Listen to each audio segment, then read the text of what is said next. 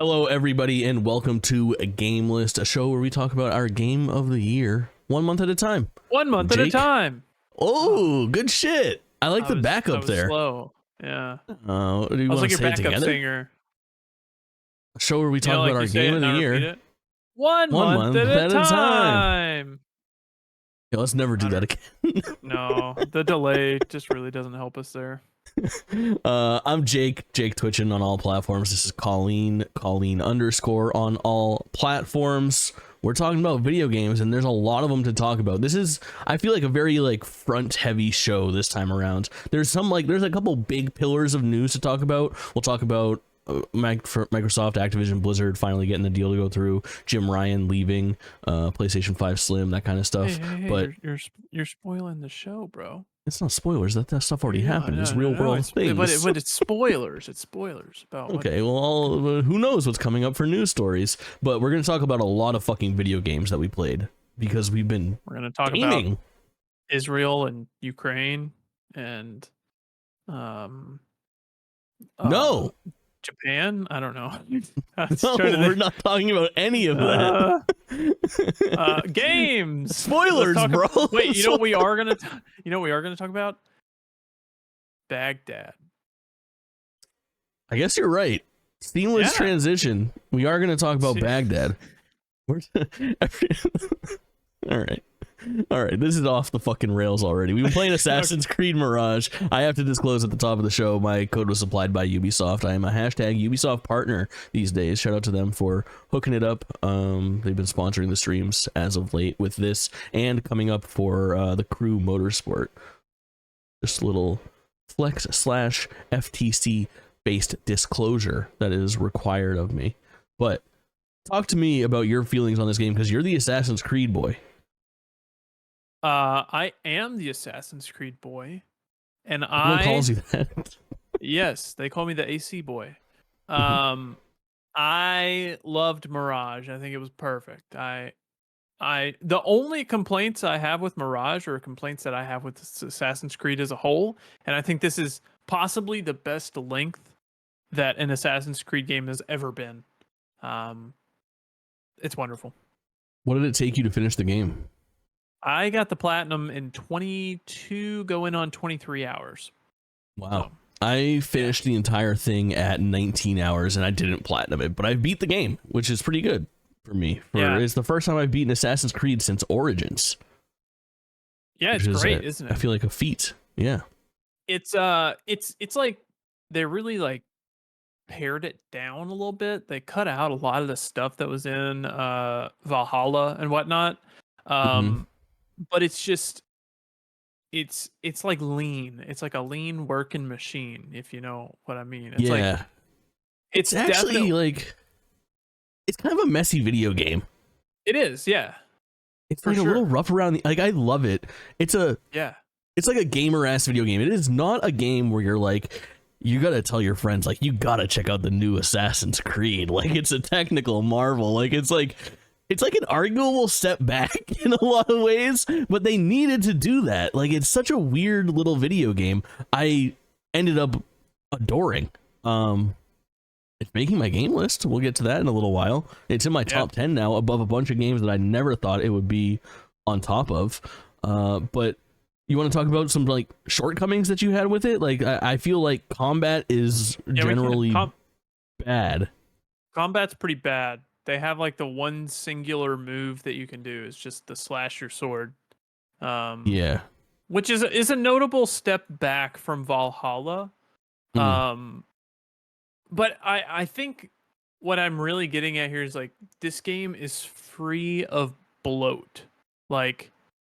Everything in this world is intentional, and the light combat in this game is intentional to try to push you towards stealth, which I like. That's why I like these games, is the stealth aspect that has been grossly absent in the past couple entries. Sure. I think that the stealth stuff I'm not really a stealth guy, but it kind of worked for me because it was simple. Yeah, it's not overcomplicated by too many different mechanics and too many different tools. you have your 6 tools at most, and you know how to use them. They're very simple.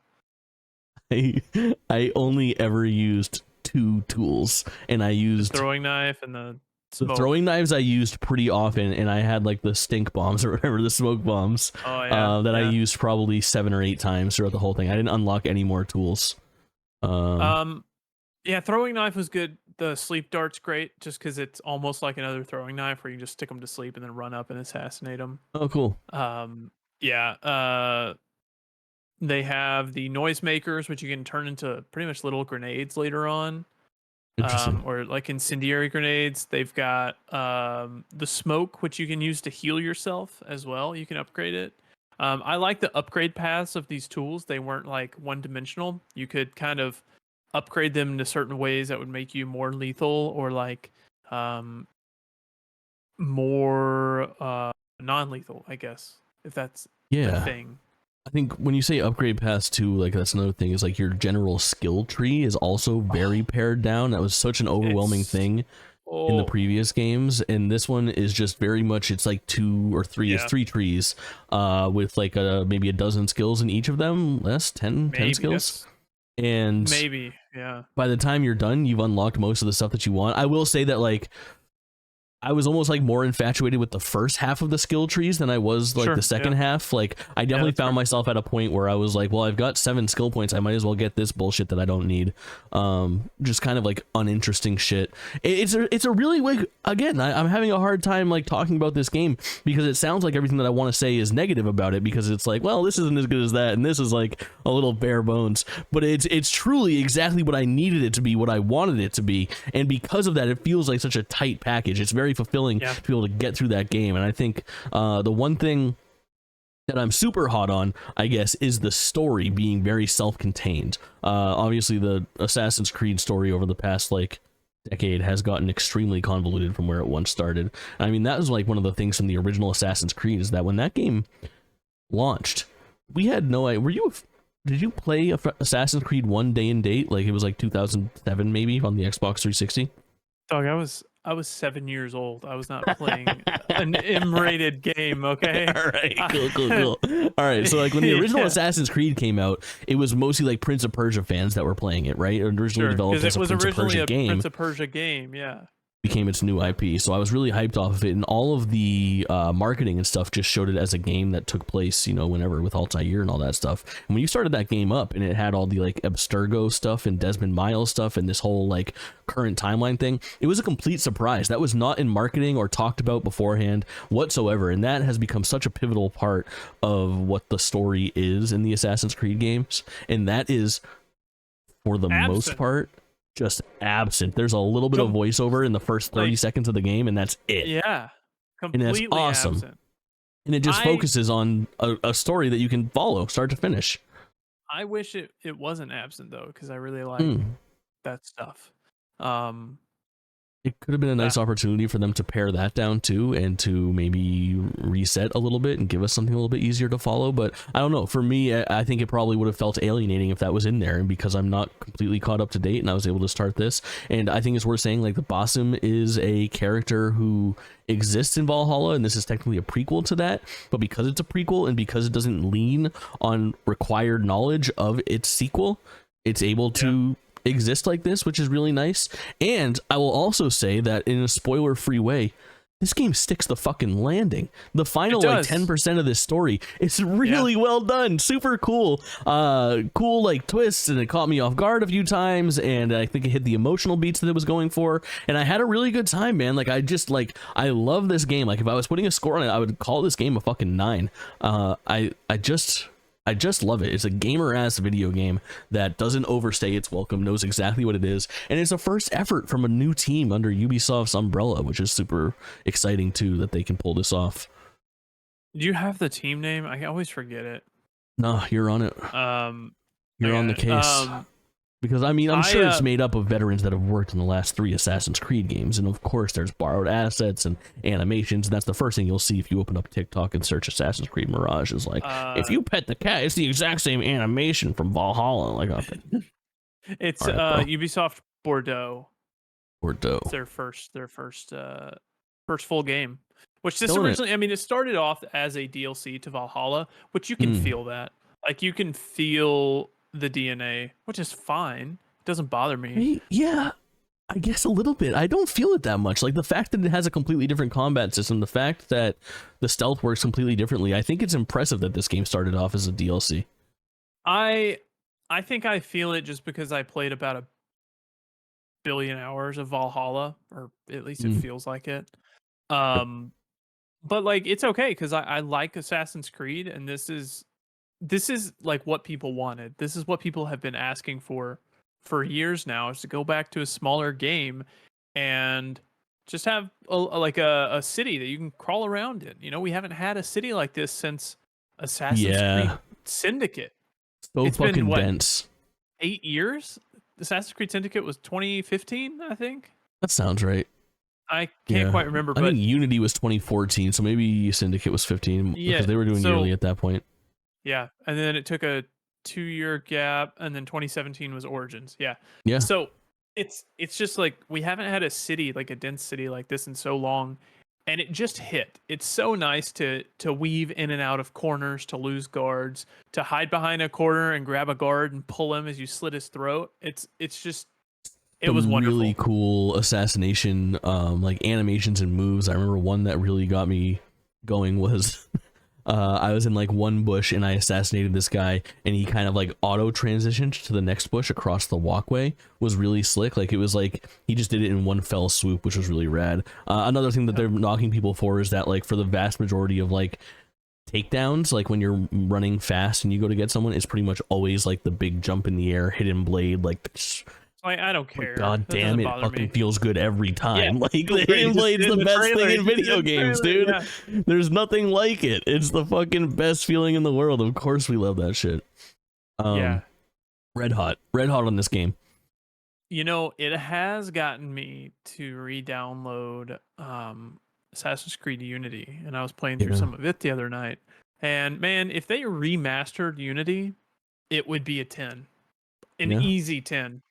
They got a lot to go back and remaster, and that's something that they do pretty often. Like, I feel like they've gone and they've touched up, except for one. They haven't touched one, but they've done like the whole Ezio trilogy, 3 Rogue DLC, Rogue for sure. Liberation got its port in. That was Liberation the PSP was in game, 3. Right? Yeah, it was a PSP Vita game. I think it was PSP. Yeah, and then it got ported or remastered alongside Assassin's Creed 3. So if you got 3 remastered, you also got Liberation remastered. Yeah. Cool. One of the things we talked about too was like the years of these games coming out, and it got me to thinking as well that this was the biggest gap development cycle wise that we've ever had for an Assassin's Creed for this 3 IP. years. Last time we had an Assassin's Creed was a mainline. Was 2020. There's been tons of DLC for Valhalla. Yeah, that game has been fucking supported with like free and paid DLC, which has been pretty cool. There was like a weird DLC. They were still putting out Odyssey DLC like last year. Yeah, they did like a crossover. Yeah. I kind of wish they had taken all of that manpower and dumped it onto a new game. Like, I really love what Sony Santa Monica does, is they just put out their game that they're happy with and they move on to the next one. And they fucking go away and and I love that. I much prefer that over DLC, because you guys know how I'm normally anti DLC. Very much not what is happening here. I don't think we're gonna get a Mirage DLC. At least I haven't heard about it. No, I don't. But there is still so much happening in the fucking Assassin's Creed universe. Obviously, we're on the precipice of like this Assassin's Creed platform that they've been talking about for a while. Yeah. And then I think predictions right now. Next month is the Assassin's Creed VR drops. Yeah. Like the Nexus VR thing. And there's Jade, which is the mobile one. And that one's in China. Yep. And then there's Red, which is Japan. And then there's Hexy, which we don't know much about yet, but it's going to be like Salem Witch Trials, right? Well, either Salem Witch Trials, or there were some witch trials in Germany as well. And it's supposed to kind of redefine what Assassin's Creed can be, which I feel like they say that a lot, but I'm kind of curious how they take a more horror aspect, more of a horror look on Assassin's Creed. I want it so bad. It'll be interesting because it sounds like if Red is starting to sort of look like a different type of game, and then Hexy's a departure too. I wonder if we'll be like, geez, just give us another fucking Mirage after all this shit again. Like, well, I think Red's gonna be more like Valhalla than anything. I think it's gonna be more of a Valhalla. I mean, it's got a game. Tsushima. Yeah, it would be my guess as far as like what it's gonna play like. But what were you gonna say? Well, but in terms of like world, how big the world is and how long the game is, I think it'll be more Valhalla size. Yeah. Which it's kind of like Ghost of Tsushima has destroyed my desire for a Japanese Assassin's Creed because it did everything I wanted it to do. I gotta play that game. I've only played it for a couple hours and I loved what I played of it. Wow, that sucks. I've got platinum on that game twice. Big gap. That and like Metal Gear are like two that I'm really missing out on right now. Metal Gear I might fix though in a couple days. 24th the collection comes out. Go play Mirage. It's only $50. It's not a full $70 video game. It's worth your time. True. What did you said you were gonna some sort of bet, some sort of wager you had in mind? How long? Let's make a bet or like a prediction on how long Assassin's Creed Infinity will last. Their new. I think you're gonna nail Infinity. I actually think that Infinity is a really good idea. All right, I'm on board with that. Hear me out. So, I think that there is a market for multiplayer Assassin's Creed, and they've tried it before and it's been okay. And what they're trying to do here with Assassin's Creed Infinity, to my understanding, this is the way that I interpret it, and I've only kind of heard about it at these like couple of Ubisoft Assassin's Creed events over the last few years when they've talked about it publicly. But in my head, what Assassin's Creed, what did you call it? What's the name of it? Infinity is like a free, persistently updated, shitty kind of Assassin's Creed hub world, where from this hub world you can get things that you like you'll probably have like a created character assassin that my guess is probably exists in like the real world along with like Desmond and like other characters, and you exist in this and it's kind of your portal with things that carry over. So when you're getting your Uplay achievements and shit like that, or you buy your Altair costume from Mirage, that comes with you into Assassin's Creed Red and Assassin's Creed Jade and Assassin's Creed Hexy and things like that. So I feel like if you use that to wrap around all this stuff and then you pick a platform and get your Ubisoft ID all synced up with it and then enjoy your individual Assassin's Creed experiences the way that you normally would, but almost via like story-based DLC for this one platform, it could work really well. It sounds unique and it sounds like a model that a lot of people could follow and probably do well. Like I could picture Call of Duty doing something like that. They've kind of started to do it. Have you played Call of Duty recently? Yeah, I know what you're talking about with it. Yeah, it's similar. Kind of. It's kind of like its own launcher now. Like the game Call of Duty is just called Call of Duty, and from within you get Warzone and Modern Warfare 2 and 3. Yeah, and that's pretty much what Infinity will be, from what I can tell. Is it's going to be a launcher for games. So there's like a quote that says, I'm not even going to try to say his name, but he's a guy that works at Ubisoft. But it said the idea is you'll be able to buy Assassin's Creed games as separate boxed products, but if you install them, the first thing you're going to see is the Infinity Hub, and that's where you'll launch Red or Hexy. So it's pretty much just going to be like a launcher on your console, which I hate. I would rather have Assassin's Creed Hexy, Assassin's Creed Red, Assassin's Creed Mirage, rather than loading into a launcher and then launching a game from there. Just what's the point of this extra barrier? PC gamer, I've gotten past the whole what's the point of this extra barrier to just realize that people love creating fucking ecosystems for people to exist in. It gets their rocks off. And it was funny, like we were talking about that Call of Duty new platform being like, it's basically like you have to like load an entire game to get in there and then choose a game and then load that game from there. It's like they've created the world's heaviest launcher on your computer, like as opposed to like Steam that's like so lightweight when you run it and shit like that. Like you can basically always have it open, that kind of thing. But you mentioning that and me thinking PC got me thinking of like one thing that I wanted to kind of talk about, and kind of like a funny shared experience with you and I as well. Was that I played this game on PC. So you obviously played on PlayStation 5 as you tend to do, with like I'm assuming a fucking physical copy and shit. And the code that was supplied to me by Ubisoft was a PC only code. So they were nice enough. Obviously, I took advantage of this. They gave me early access to the game. So a day before it came out, I was able to hop on, stream. I had Twitch drops on, twitch.tv/JakeTwitchin, where you could watch me play the game 24 hours before it came out, which is great. The downside was that I had to play on PC. That was the only code that was available, and I had it through like Ubisoft Connect. So I was terrified because I have not a good computer at this point. I have an okay passable computer. It meets minimum expectations for Assassin's Creed Mirage, but when you figure in streaming and gaming on the PC at the same time, those are two very taxing processes, and it can really lead to disaster. So I was super worried about playing this game on essentially day zero, patch-wise and functionality-wise, and I did have to run it on like pretty low quality to get everything working, but for the most part, a very, very smooth experience. But I did have to make the game not look as good as it possibly could. And playing off stream to finish it up, I think I streamed like 10 hours of the game, the first like 66% of it, I would say 2/3 of the game, and then I finished it up off stream so I could have that like authentic experience, that I could speak to it and like see how it actually looked and how it was like truly meant to be played. And I just closed that. I was like, listen, if you guys are playing this on your end, you're gonna have probably a better end user experience than I'm having right here. But you came in and you're like, holy, so mine's not looking like it runs on PS2. And then I go to your stream,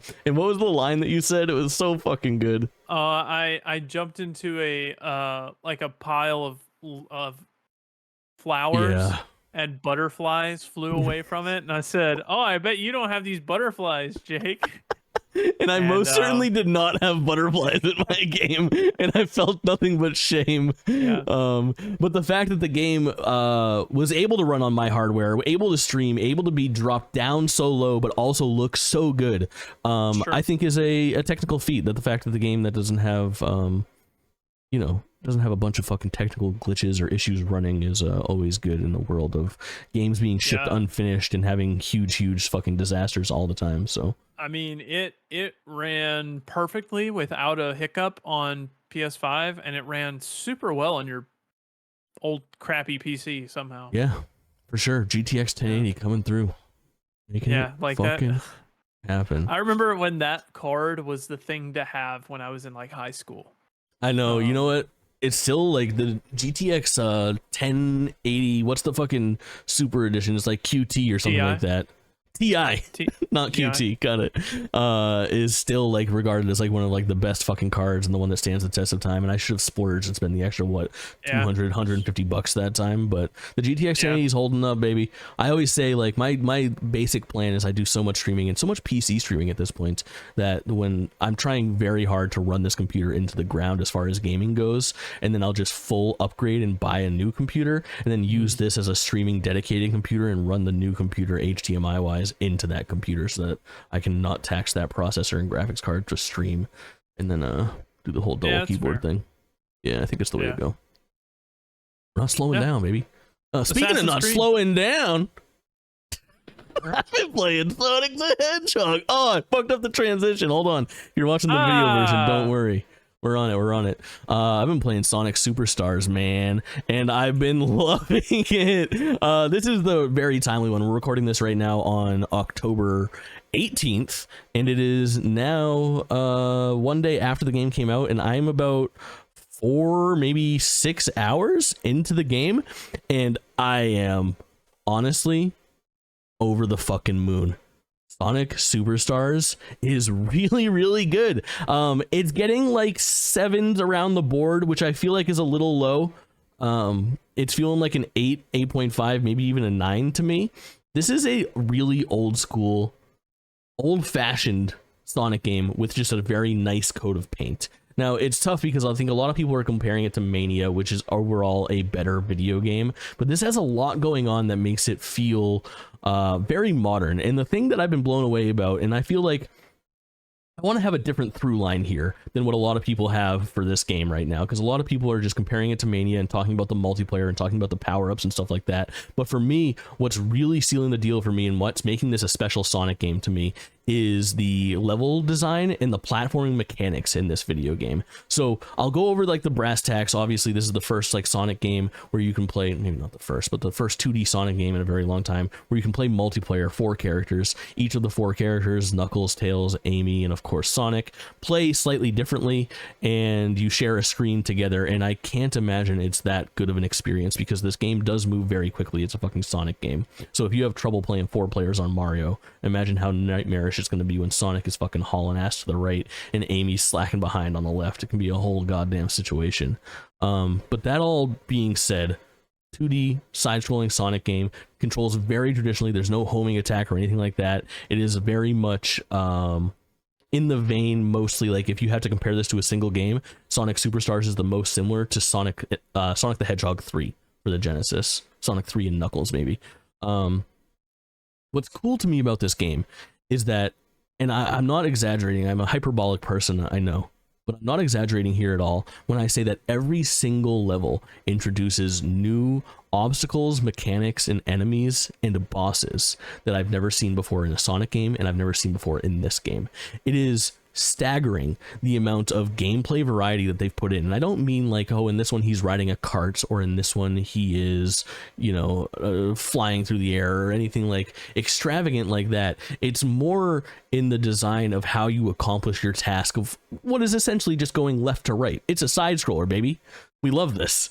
But there's just always something new and exciting, whether that's like an underwater jet stream, or you're bouncing off of these like missile silos, or you're on this kind of like pressure activated roller coaster type of thing. Last night I played a level, the most challenging level that I've played so far, that I thought had a very, very cool mechanic. You were in this like futuristic kind of I don't know, like city slash factory type of situation, and in the background there was a giant Eggman drone that was rigged up with explosives. And when you start the level, it has like a meter, and the meter starts to fill, and I'm like, what the fuck is this meter, and what the fuck are these buttons? I didn't understand. So I started like, I hit the buttons, and then I try to progress and figure out where I was going in the level, and eventually the meter got up to red, and the thing fucking self-destructed, and I died. And I realized that the buttons in the level had to be touched, and every time you touched it, it reset that meter back down to 0. So it had this really cool like touch and go of like, you can go and do your platforming and try to progress, but if you don't do it fast enough, you need to backtrack to that last button and reset that Eggman thing, or it's gonna blow. Just really cool, unique things like that, which are really special to have. I feel like Sonic is in its like resurgence phase, right? Yeah. And ever since I guess it's since the movies came out, Sonic's been getting better and better, right? I think that's a good milestone, in fact, to give it. Like, it kind of had a hiatus after like Sonic Forces came out in like 2018. Yeah. And it was kind of on the heels of like Sonic Mania in 2017, which was good, and then Forces was a step back, and it was like a 3-hour fucking video game that had a bunch of problems, and did the whole 3D and 2D combination thing. It just wasn't that good, and they kind of took their time between that game and then focused on the movies. They're working on the Knuckles TV show, and they put out Frontiers, which is a great 3D Sonic game. They put out Superstars, which is a great 2D Sonic game. Is that Netflix show out yet? I think it's a Paramount Sonic Plus show. Oh. And it is not. I think it was supposed to have like, I think it quietly got delayed. I'm pretty sure that game, that movie was, or Jesus fucking Christ, that show, that program was supposed to be out at the end of this year, and I think that they've recently put out, there was a leaked document the other day, which we don't know if it's true or not, but let me walk you through the highlights. Sonic Superstars DLC, Sonic and Knuckles TV show in early 2024, followed by the Sonic Superstars DLC in early 2024, then new Sonic video game in 2024. No further details, just another new Sonic game, presumably probably October, November again. I don't know if this will probably, presumably would be whatever the Frontiers team is working on, so probably 3D. And then also the Sonic 3 movie in 2024. So take that with a grain of salt, if you will, but so sounds like something a plan to me. You have reminded me of that I forgot to tell you to add to the lineup today is I went to a Comic-Con and met Sly Cooper's original character artist. Yeah. What's his name? Dev Madden. He made like the 20th anniversary poster. I'm not sure if you're Oh yeah, familiar yeah. with We it, showed that on the stream for a while. Yeah. Yeah. So I just went to a Comic-Con with some of my friends because they wanted to go out, and it was like one of them's birthday. And I was just walking down, and I looked at the exhibitors beforehand, and there was nothing there that I was interested in. And I was just walking down like one of the halls, and I saw the Sly Cooper 20th anniversary poster, and I'm like, oh my gosh, somebody's just selling dupes of the Sly Cooper 20th anniversary poster. And I was like pointing at it, and then the guy standing there is like, "Oh yeah, I'm Dev Madden. I made that." And I said, "Hold on a minute, you're Dev Madden?" Because I'm like, Dev Madden made Sly Cooper. He's the original like creator of Sly Cooper. So I had like a freak out moment and talked with him for a while about Sly Cooper stuff. So I know I'm getting off topic here of Sonic, but it's on top. It's a 3D platformer, baby. Yeah, 3D blue platformer. Loop it in. Mostly blue. I have the inside scoop about a Sly Cooper remaster. Okay, drop it. The exclusives. This is a GameList exclusive. This is literally a GameList exclusive. World so I talked premiere. To them, and I said like, what about a remaster? Like, I've been begging for a remaster for years, and he said he's chatted with people at Sucker Punch recently. And they want to do it. They want to do a remaster or a sequel or a remake. Like, they want to put out more Sly. But the higher ups at Sony aren't greenlighting it because it's not going to make enough money, pretty much. It's not going to be a Ghost of Tsushima. We're getting a little bit ahead of ourselves, but I'm going to tell you this. This is how it's going to happen. This is how you get Sly. It could change. It's going to change, and this is why. Mario Resurgence is upon us. The TV show, the movies exploding. Yeah. Mario Wonder, rave review scores. More on that next month on GameList. Sonic Superstars, movie franchise, new games, 2D, 3D, all fucking slapping. You know who's gonna notice? Not Sony. Sony's got their head up their butts right now. Shuhei. Microsoft. They have Rare. They just acquired Activision. They now have control of Spyro. They have Crash Bandicoot. They have Banjo-Kazooie. There's going to be a 3D platformer resurgence in the near future. And at that point, once you have all of these pillars start to form themselves, history will repeat itself. You'll have Mario. You'll have Sonic. You'll have Banjo. You'll have Crash. You'll have Spyro. And they'll all hit. They'll all sell. They'll make it fucking happen. And then, what's going to happen? History repeats itself once again. We're gonna get more fucking Ratchet. We're gonna get more Sly. We're gonna get the re-fucking surgence of Jack. It's all happening here, baby. Well, I also think it's interesting. I talked to him before Jim Ryan had left PlayStation, and he's like, the higher ups at PlayStation only want to do like live service stuff, and like they want to make stuff that has the big money. And he's like, he's talked to them. He's like, I'm on board if they want me, I'm there for it. I'll be there for Sly. And he wants it to happen, and they want it to happen. They're just waiting for the green light. So I talked to him about like the Sly movie that was supposed to happen a long time ago. Yeah. He actually worked on. Yeah, so he told me the inside scoop about that, of how he worked on it. And he was doing character design for it.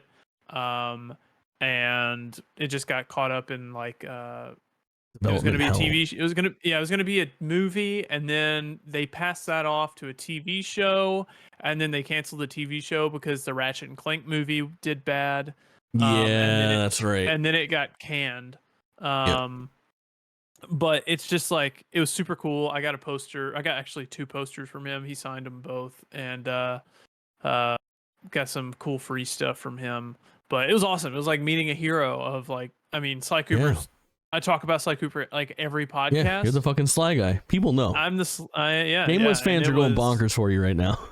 It was so cool. It was super cool. But that's my Sly excursion in the Sonic chat. Hell yeah, fucking dope. I don't know if I have much more to say about Sonic Superstars other than I'm red fucking hot on it right now. I have a feeling, my guess is that this game will be overshadowed probably by Mario Wonder. Mario Wonder seems like it's proving to be like an all-timer 2D Mario game, and I'm not positive where I would put this. Like, I like this more than Sonic the Hedgehog 1. I like this more than all of the like efforts. Like, it's like probably like, I don't know, like Sonic 3, Sonic 2, Sonic Mania, Sonic Generation, Sonic Superstars. Like, it's up there. It's good. It's very good. It's even very good. But I'm really having a good time, and I'm only probably halfway through the game. Streaming the whole thing. I'm trying to get through it tonight and tomorrow so that Friday I'm ready to rip on Mario and Spider-Man. But as of right now, I would slot this onto my game list, and I think I want it to be there at the end of the year. My guess, probably in slot 10 or 9 or 8, but on there nonetheless, you know, which I think is important. At the same time, Sonic has disappointed me recently. There was something that transpired that wasn't that great. It was this Sonic Frontiers Horizon DLC that really was disappointing. So they've talked about this for a while. It was Sonic Frontiers The Final Horizon, and it was an update that was supposed to introduce playable Tails, Knuckles, and Amy, similar to what they just did with Superstars, but for the 3D Sonic Frontiers game. And it's a free update, which is nice. Beggars can't be choosers when it comes to free shit. Now, you hop into this DLC, and they made right on it. You can play as these characters. God damn, each one plays worse than the next. They do feel very fucking tacked on. It was a tough sell. Playing as Knuckles in particular, his gliding feels very off. The way that you control it is almost like fucking tank controls in the air. It just doesn't work very well. Amy has a nice hover. Tails' fly has a delay on it when you start to go, but for the most part, it does add some cool stuff in the overworld that are very, very fun to enjoy. The thing about this DLC, and where I feel like they dropped the ball on this DLC, is essentially you start the game and you play as Amy. You play as Amy, you complete a couple trials in the open world, which are very fun. You're going through, you're doing some light platforming, nothing too challenging. You're just getting to know these characters. You then do that with Knuckles, you then do that with Tails, but then it puts you back into Sonic's shoes. And essentially what they've done is they've decided to make this DLC that came out 11 months after a game that I haven't played for 11 months, right? Like, Sonic Frontiers is a single-player platforming video game. This isn't a game that you're picking up every couple weeks to be like, I need to play a little more Sonic Frontiers. This is a game that you play and then put down and you don't play again for another few years. What they've decided to do is that they've made this DLC a final chapter, in that it is very much like a extension of the regular game, so that it's the hardest content available. So you basically have to start the game from a previous save and then extend your game. Instead of going for the true ending, you go for the DLC content, and you get in there, and by the time you get to the Sonic stuff, after you've met these new characters, it puts you immediately in to the most challenging and frustrating fucking platforming that I have done in a 3D Sonic game in a really, really long time. And Sonic Frontiers controlled pretty well and wasn't a problem, but they just went and made this game so impossibly hard. And listen, I get it. I'm not great at video games. I'm not the pro Sonic player, but this is not just me having this opinion. This is a pretty wide opinion that some of this stuff is just too challenging for how janky the game is and how it controls, and it feels hard for the sake of being hard, to the point of, I was so excited for this, we streamed it for about 3 hours, and I did not go back to it. I had one point where I was just trying to climb this tower, which is kind of like you're going on a route around, kind of like a reversed cyclone up on these different paths, and trying to make these combos and grind these rails and touch these balloons that'll boost you in the air. And you have to get everything so fucking perfect, and if you fall all the way to the ground. And we retried this mission so many fucking times. It was just a pain in the dick to play, and just not fun. Really, really disappointing for something that could have been really special. Bro. Sonic's always been so bad. Sonic's not so bad, actually. It's actually pretty fucking sweet. But it just feels like a little bit it's a miss in the direction of the DLC. I wish that they would have just made it like a complete side story that sort of reset you, and they said, here's a nice way to ease your way back into Sonic Frontiers, a little side story to enjoy. Instead, it seems like they made it for the hardcore Sonic Frontiers fan, which is just not a person that exists all that often out there. Like, those people are few and far between. I guess like maybe this will be really fun 4 or 5 years from now where I'm like, I want to play Sonic Frontiers again, and I go start to finish, and I've had 20 hours of Sonic Frontiers gameplay under my belt very recently when I access this DLC, so that I'm fluent with the controls, and I've been doing this and I have a feel for it, because you lose that muscle memory and that timing after a while, especially with a platforming game that requires precision like that. So I don't know, maybe in the future they'll get it right, but I would say that my thoughts on Sonic Frontiers as a whole remain the same despite this DLC.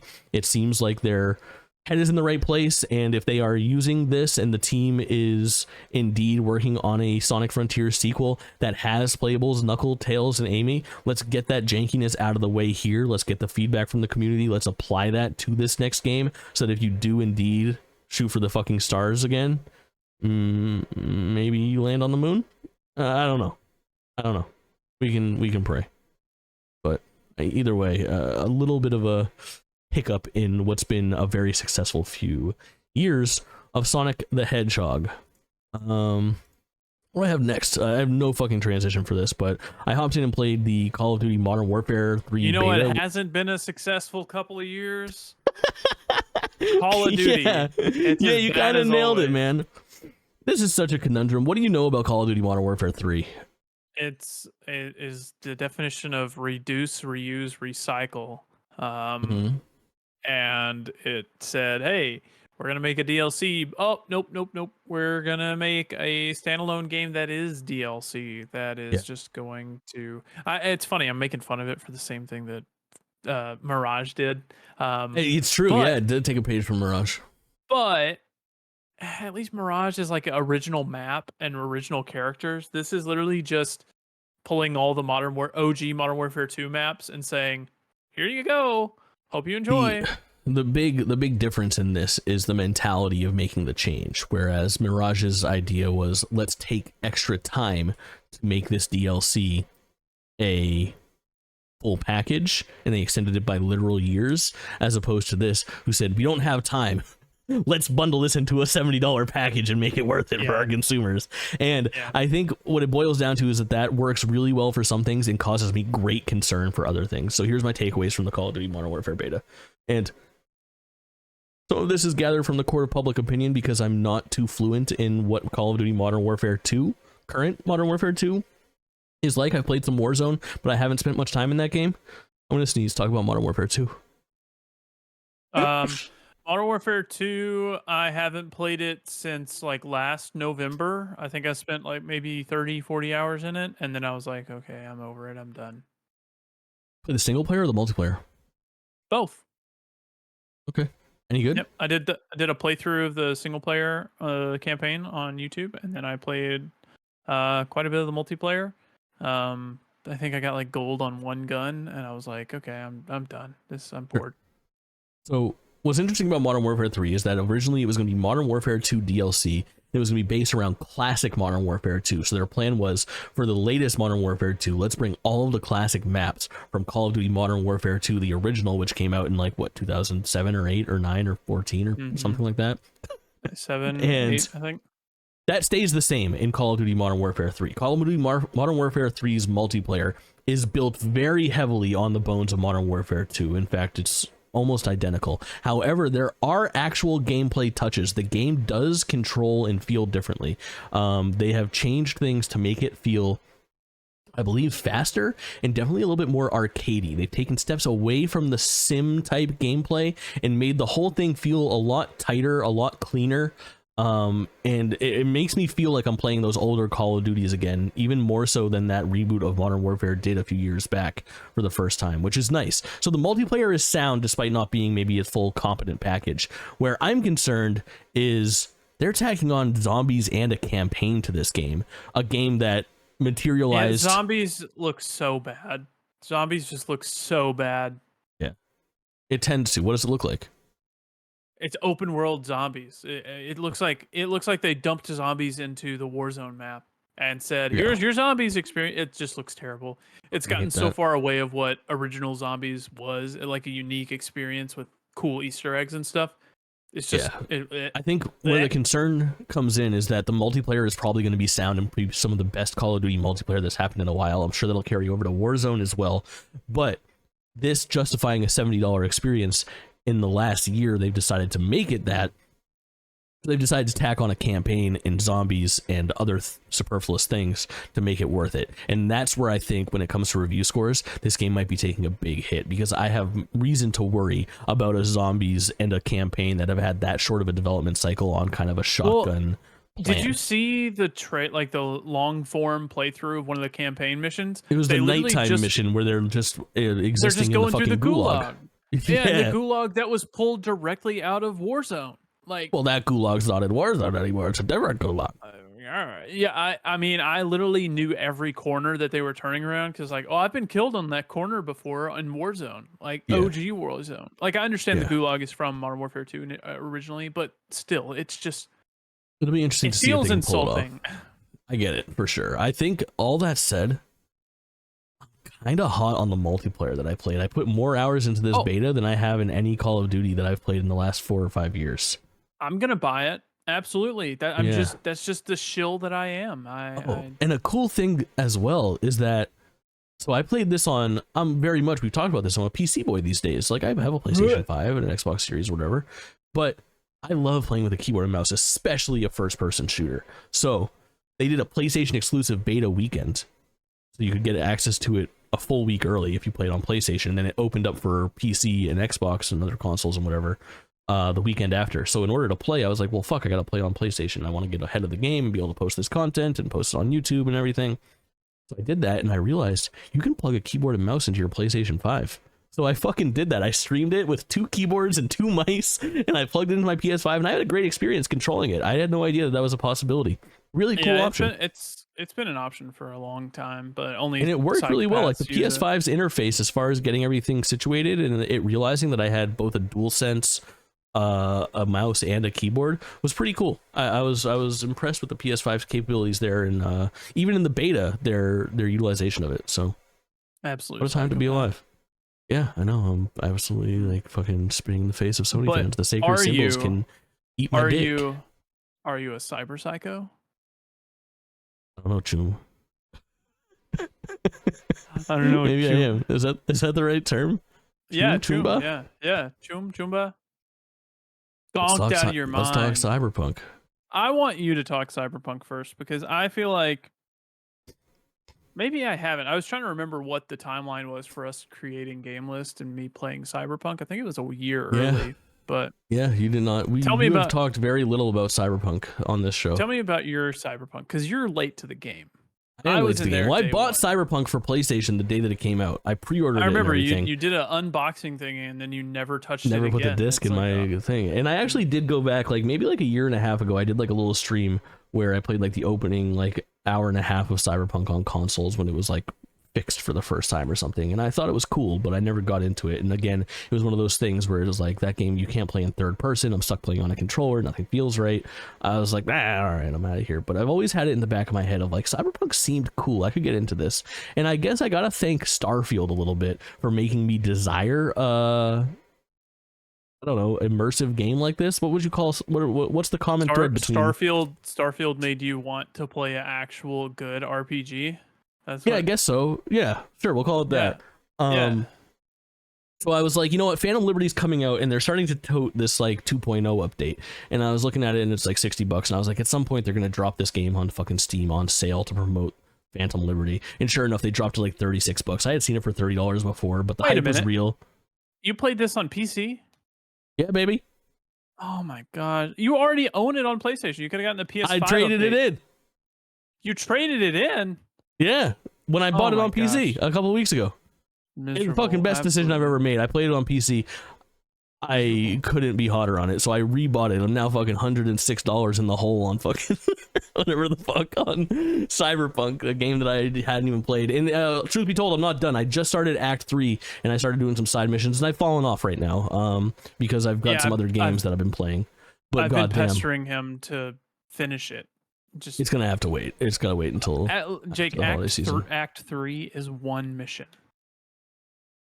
Okay, but I gotta get back into it. I gotta immerse. Okay, that's fair. I had a wonderful time with Cyberpunk. I'm about 30 hours in, and truly one of the best. It's not gonna make my game list because it's not a this year game, but Cyberpunk 2.0 and the time that I've spent on Cyberpunk this year has been immaculate. I am Was that a blown shot away. at me for putting it on my game list?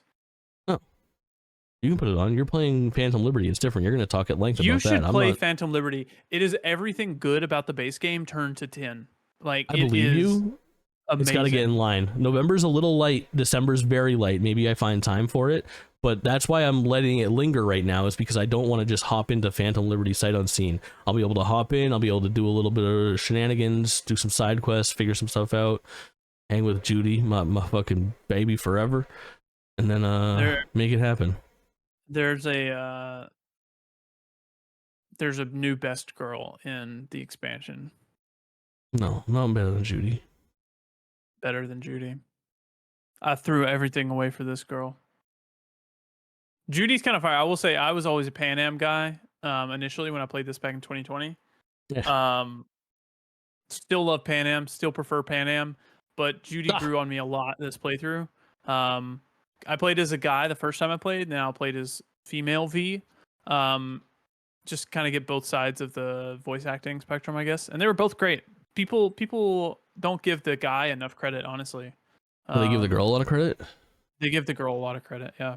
Well, she deserves it because she fucking crushes it. I was so sold on that female voice actor. There's like a voice line really early on when you're in the car with that old guy.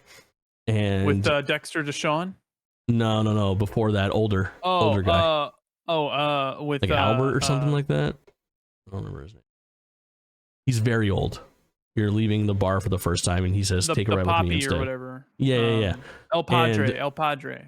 Something like that, and you get stalked by some fucking gangsters, and they kind of like hold you up in the car, and they get the fucking gun in the window pointed at him, and you're just like kind of a passerby, and you have like this like dialogue option where the timer's going down. You can just say nothing and be passive, or just like not do anything, or you can say like, you know, be aggressive or something like that. And she delivers this line, and she goes, "One more fucking word," and the way that I was like, oh. Yeah, this just decided how I'm playing this game. Like very early on, it's one of the first decisions that you can make. And the way that she delivers that fucking aggressive tone to these assholes, I was like, oh, that's my V. This girl takes no fucking shenanigans. It was awesome. She's really good. Which I think that little area there was Street Kid life. Oh yeah, it specific. Definitely was. So yeah. Yeah, You're so right. I did Street Kid the first time I played. I did Corpo this time. So it's very slightly different intros, but they're still nice. So got a lot of Jackie? Yeah. Still a lot of Jackie. Love Jackie. It changes the way that you meet Jackie, or the way that you know Jackie, pretty much. Okay. Pretty much like everything before that that like montage. You remember the montage? Oh yeah, that montage is the sickest thing ever, dude. Yeah, everything before the montage is different, in terms of your life path, and then everything after the montage is the same. Can we talk about it for a little bit? Just talk about the montage. I think it's totally fine to spoil anything in the base game of Cyberpunk. It's been out for 3 years. I don't feel the same way. I feel like the 2.0 has caused a resurgence in that, and that if you're saying that, then I start to get terrified as somebody who's only halfway through base game, and then you can start spoiling the ending and shit for me. Well, I'm not going to spoil the ending for you. I get it, but let's talk about like opening hours are on the table there. Sure, yeah, that's fine. All right. Act 1 is on the table. Act 1. Sure. Cool? All right. Yeah. So everything through Act 2. So everything through a couple highlights for me. And slightly after it.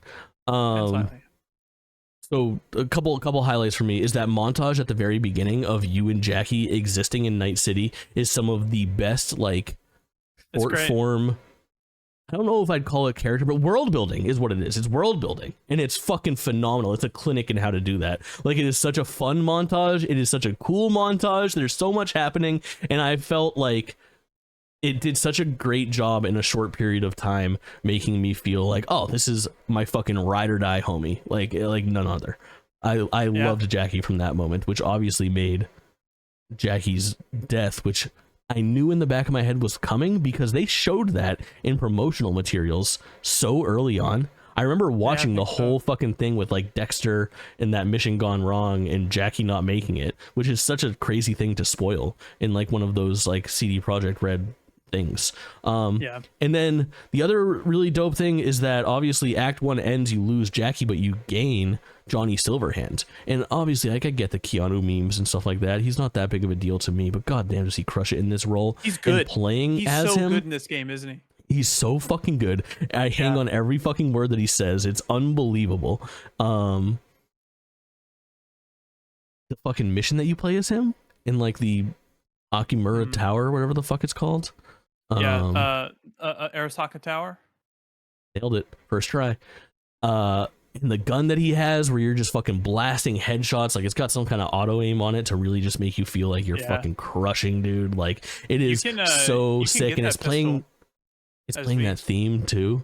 Like it's so badass, dude. Like they fucking stick the landing on this game every single time that there is like a precipice of action. Like I'm truly blown away by how much I like Cyberpunk. Like it feels like an all-timer for me. Like I don't know if it's like a top 10 or anything like that, but I would say like if I'm making a top 50 of like games, I feel like once I finish Cyberpunk, it's gonna be there, which is so crazy because I've been so harsh. Like I've lost a lot of respect for CD Projekt Red, and I do not hold them as a company in a very high regard anymore. I think that the way that they handled the launch of this game is abysmal, and I think that they're still doing a shitty job with like their Witcher patch. Their next gen version is still broken, and they've all but abandoned it. Yes, I'm telling you, we argue about this all the time. You're wrong. You're wrong. Oh, it's good. It's good. Go look at fucking reviews. It's completely fucked. But no, it's not. After time, they can put it together. It seems, you know. So I don't know. I would say don't pre-order your fucking CD Projekt Red games, but goddamn, I'm very impressed with it. I gotta get back to it. I watched the first episode of the anime just the other night, and I had a really fun time with that. And I don't know. I was talking to this girl who was like obsessed with it, and she liked that song that you like too, and that song fucks. What's it called? Stay at your house. I really want to stay at your house. Oh my god, you have a beautiful singing voice. Why didn't you tell us? Because you know how much you tore me apart. Holy shit. It's such a good song. Definitely. Yeah. It's good stuff. Oh my god, wait. Just real quick. I watched the first season of Dragon Ball Z, my first ever anime, dude. I'm 35 and I'm watching Dragon Ball Z for the first time. My first anime TV show season ever. I loved it. Tough, I guess. Vegeta's a bad guy. But Phantom Liberty, fire. Okay, I don't want to talk about Dragon Ball. I have nothing.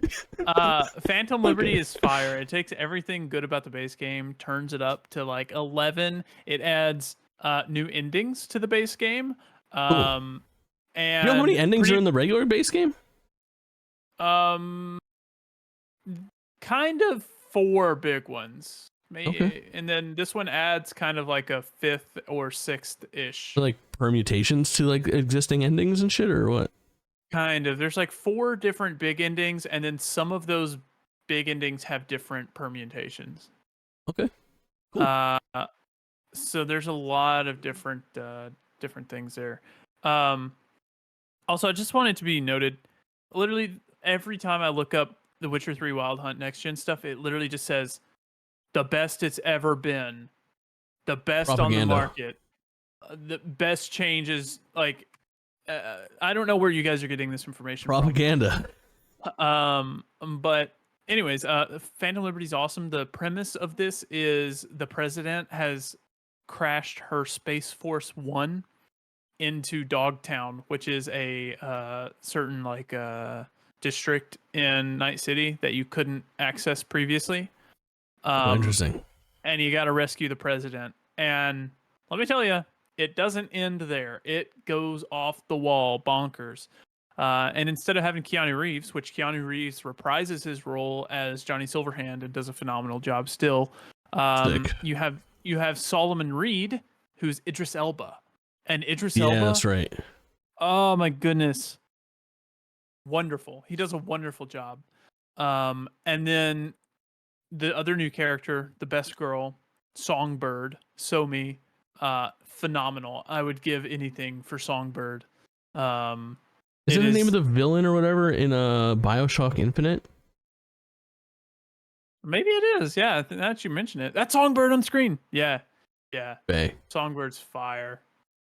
But it's just such a good game, and because of this, I spent 77 hours over the past couple weeks. Damn. Since the last time we chatted, I've spent 77 hours playing this game, platinuming it, getting 100% in the DLC and the base game. And I also want to say there is a section in the DLC where the game turns into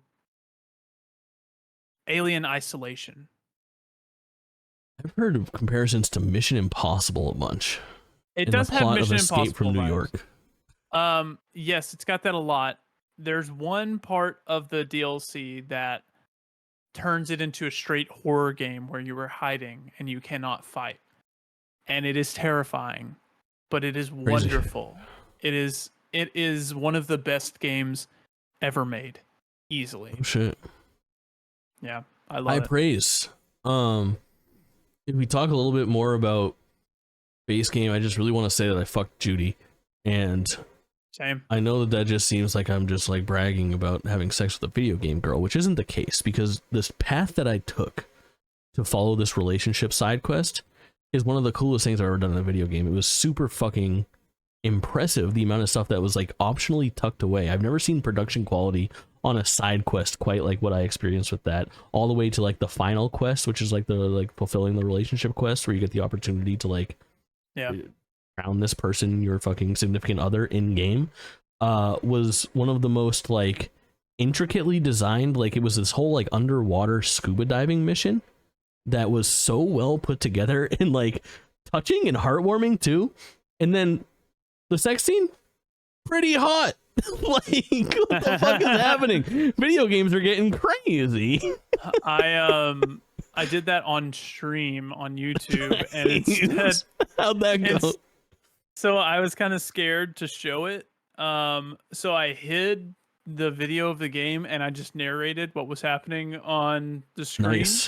What words did you use when V inverted her hand and stuck it downwards towards I don't know. I don't remember. It's kind of a blur at this point, but I'm sure if you watch that, it's a great bit. I think it was youtube.com/@Kaulin _KAULINE. I'll be checking that out. That sounds fucking hilarious. It's gonna be pretty funny. The other thing that I want to say is I don't know how it all pans out, but Adam Smasher's reveal. First of all, Adam Smasher might be the best name ever for a fucking villain. And then also the first thing that Adam Smasher says, if you don't know who Adam Smasher is, he's a big, mostly machine, but I think used to be man type of man. Think like Juggernaut sized man, who's like all metal and cyborged the fuck out. And you walk by him while you're doing a brain dance as a different character, and you're playing as like a Evelyn Parker. She's a toy. She's called a toy or like a doll. Yeah. So she's a sex worker. And he says, "Don't you look like a fuckable piece of meat, are you?" Something along those lines. But dude, I go, oh, okay. Adam Smasher is so intimidating.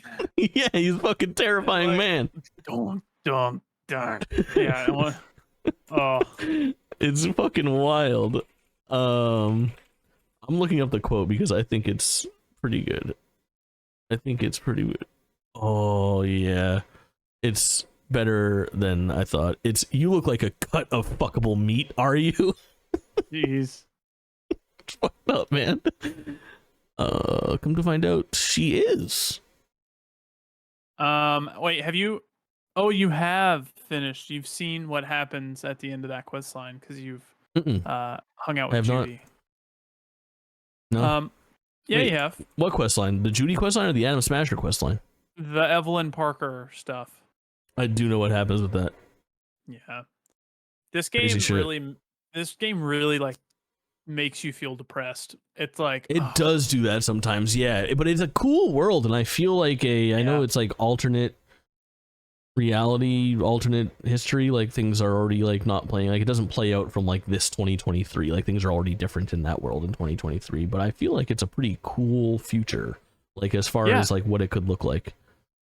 I don't know. I think this is probably like one of the most realistic takes on what the future will look like in terms of corporations being like the leader of everything, and like people just cracked out on the side of the street For everywhere. There's something about Cyberpunk and living in Night City and playing that game for many hours that does make you want to like explore more. Like I was inspired by playing this game to like watch Blade Runner 2040 whatever again. Absolutely. And like I did, like after I stopped playing like the other day, I was like, fuck, I'm playing this other thing, but I really like missed that world. So I watched that first episode of the anime, and there is just like this concrete aesthetic, obviously Cyberpunk aesthetic, that just is unlike anything else. And I just feel like at some points in that game where when you stop and you're like, wow, look at this fucking game, and you look up and you look down and you look across the street and you look at the NPCs around you and the cars driving by, where it's like, this is actually probably the most immersive video game world that I've ever existed in. Like, most like fully realized, detailed world that I could like also played. Can we just say the carrying capacity in this game, perfect. You can carry like 40 guns at a time. I have like 600. And there's just literal like dump stations like every fucking block where I'm just like, oh, there's one of those things. I just fucking throw up all my guns into it and get paid out a ton too. It's not like garbage. Like that's like my main form of income is just like shitty weapons I picked up off of Joe Schmo who I just slice in half. Oh my god. I use fucking at first I started using katanas, which I loved. Super fun dismembering people and shit like that. And then I upgraded to fucking gorilla arms, dude. So I'm over here just like literally smashing skulls with my fists. Like some of the animations are so crazy and so brutal. I just got throw, so I'm taking people and just yeeting them into other people. Like the combat is fun, the gunplay is crisp. Like there's just so much to say about this game. We could probably, if I played Phantom Liberty, have a very lengthy discussion about it. I'm a Mantis Blade person myself.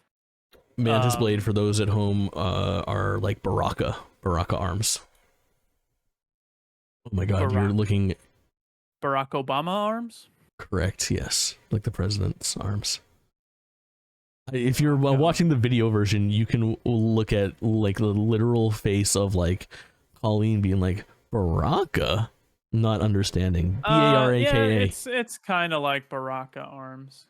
But more techy. Arms. Fucking blades coming out of your arms. Well, you know, you could say they're like freaking Deadpool in X-Men Origins Wolverine. Those are Baraka arms. No, they're they already were. arms. Baraka was like 1992. He's Mortal Kombat 2. Baraka arms. Nobody knows who Baraka is. Everybody knows. He's actually one of like the 7 icons in Mortal Kombat. The icons was our in Mortal president Kombat. named after this guy? He was. Really? Yes. Wow, yes. That's big. That's big. Yeah, agreed. I don't Cyberpunk. All right. Well, we're talking about actual Game of the Year candidates. Let's talk about an actual Game of the Year candidate for 2024. Any fucking foamers?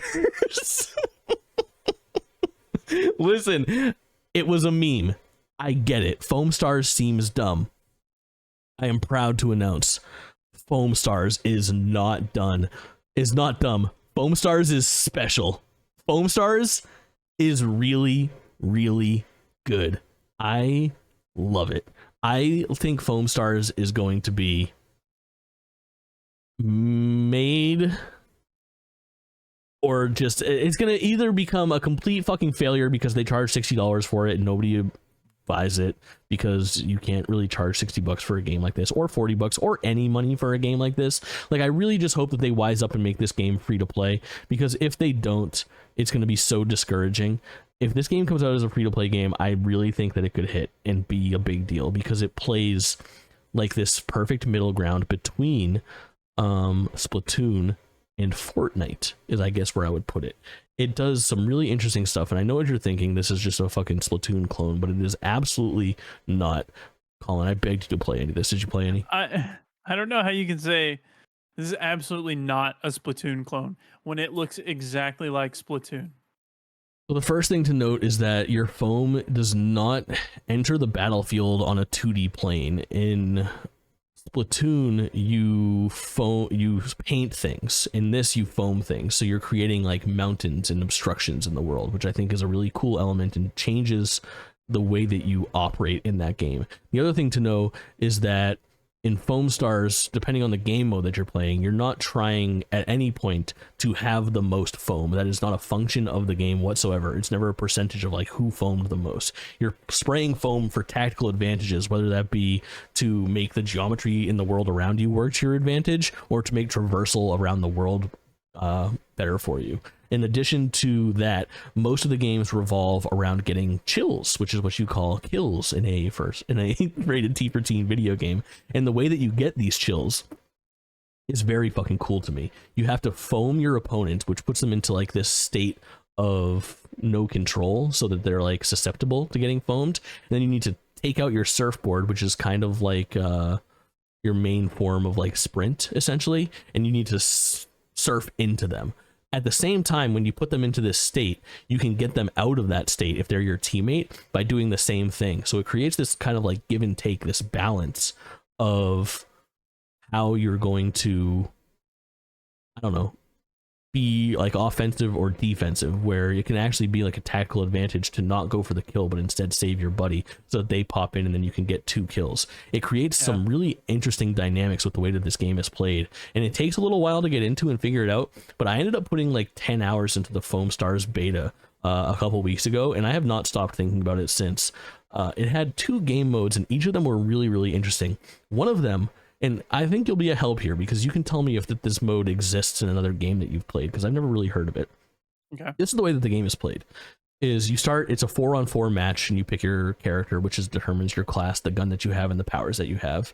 And each of your team essentially has like 7 lives, if you will. Okay? So you start off in at 7 and 7. And as you get an elimination on the other team, their number drops to 6, to 5, to 4, to 3, to 2, to 1. Same thing's happening on your team. Once you hit 0, the next kill that you get, that person respawns as the star player, right? And then the person that eliminates the enemy's star player first wins the game. So what it creates is 2 very distinct halves to a multiplayer video game, each one that stands on its own and changes the dynamic of how you're playing the game at that time. And I fucking adore this give and take here. So at first, it's kind of like a free-for-all, like you're just like playing the offensive, you're sort of racing, you're diving into the other team's base so that you can do your best to eliminate them faster so that you can expose their star player.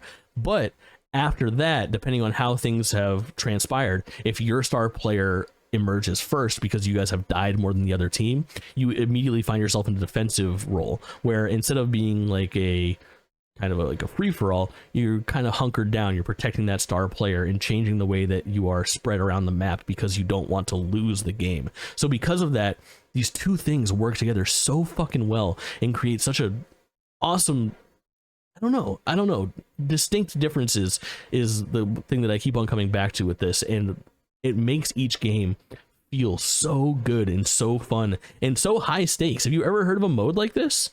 No, I was thinking, I've heard of like team-based lives, but not like the star player aspect. Yeah, yeah. And like I feel like I'm trying to think of where I've even seen the team-based lives at, because it sounds familiar. Somebody in chat had mentioned that Gears of War might have had something that's somewhat similar to this at some point, which like seems right. Like I feel like Gears of War probably has some untraditional multiplayer modes that I haven't explored in my life, so that felt like a feasible thing.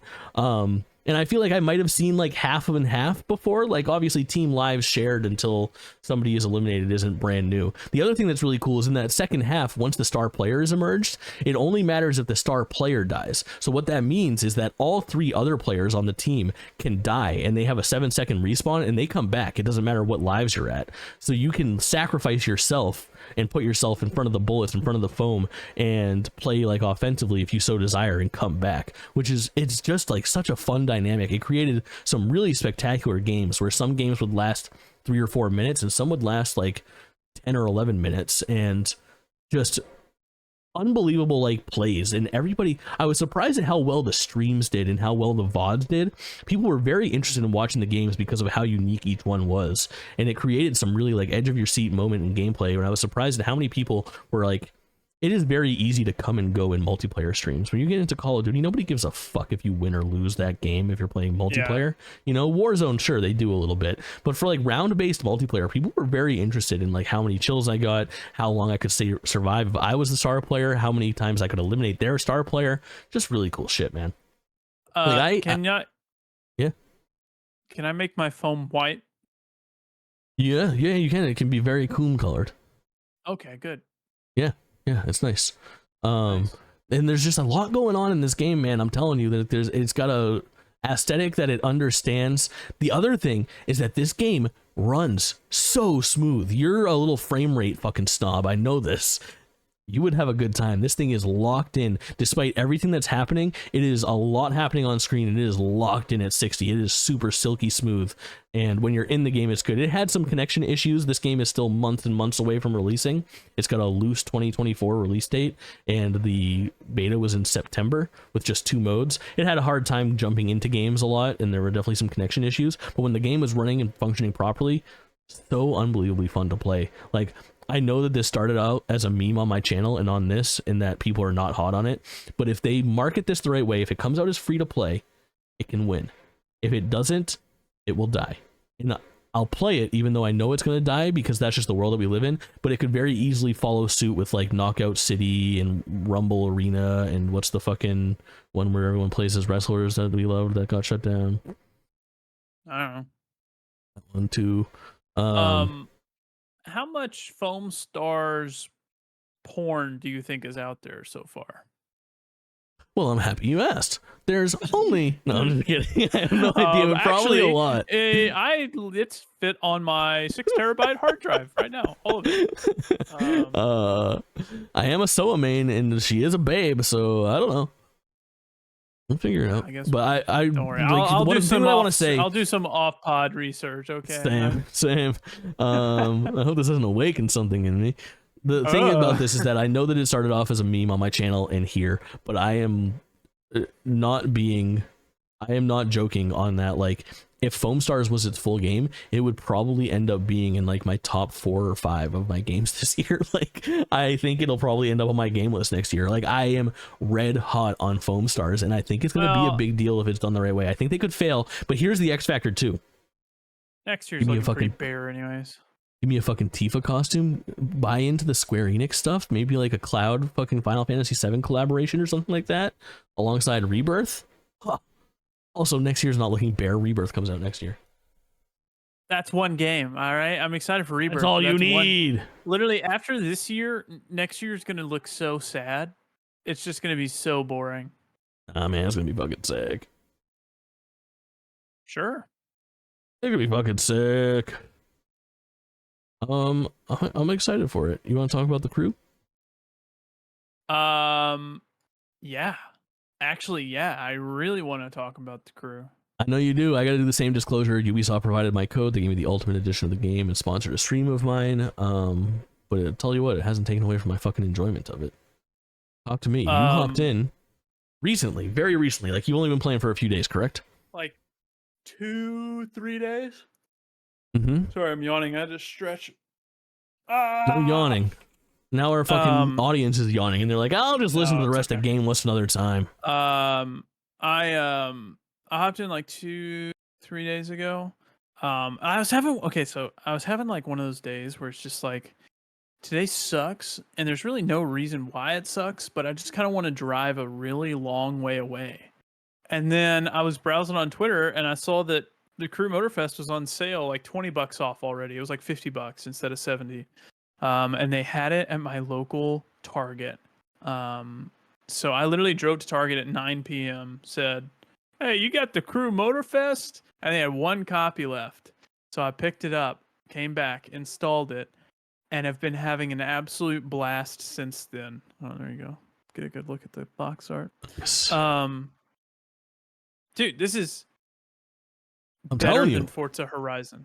If you listen to last month's episode, I was really, really hot on this game, and I truly think that it is something fucking spectacular. I know that it obviously steals a lot of its DNA from Horizon, but I think it does more than what Horizon offers, and it does it in a way that where it comes up short on what Horizon offers, it doesn't affect me negatively, and the stuff that it does more affects me way more positively, where like it's more over the top, it feels more arcadey, there's way more gameplay variety in that you can use ATVs, you can use motorcycles, you can have planes, you can have boats. It's literally like any fucking vehicle that you can imagine short of spaceships are in this fucking video game, which is such a fun thing to do. The events themselves are cool, and the visual aesthetic I think is the most important thing to write home. Like I love the fact that parts of this game look like it's Need for Speed Underground, and parts of this game look like you're racing classic cars with a sepia tone filter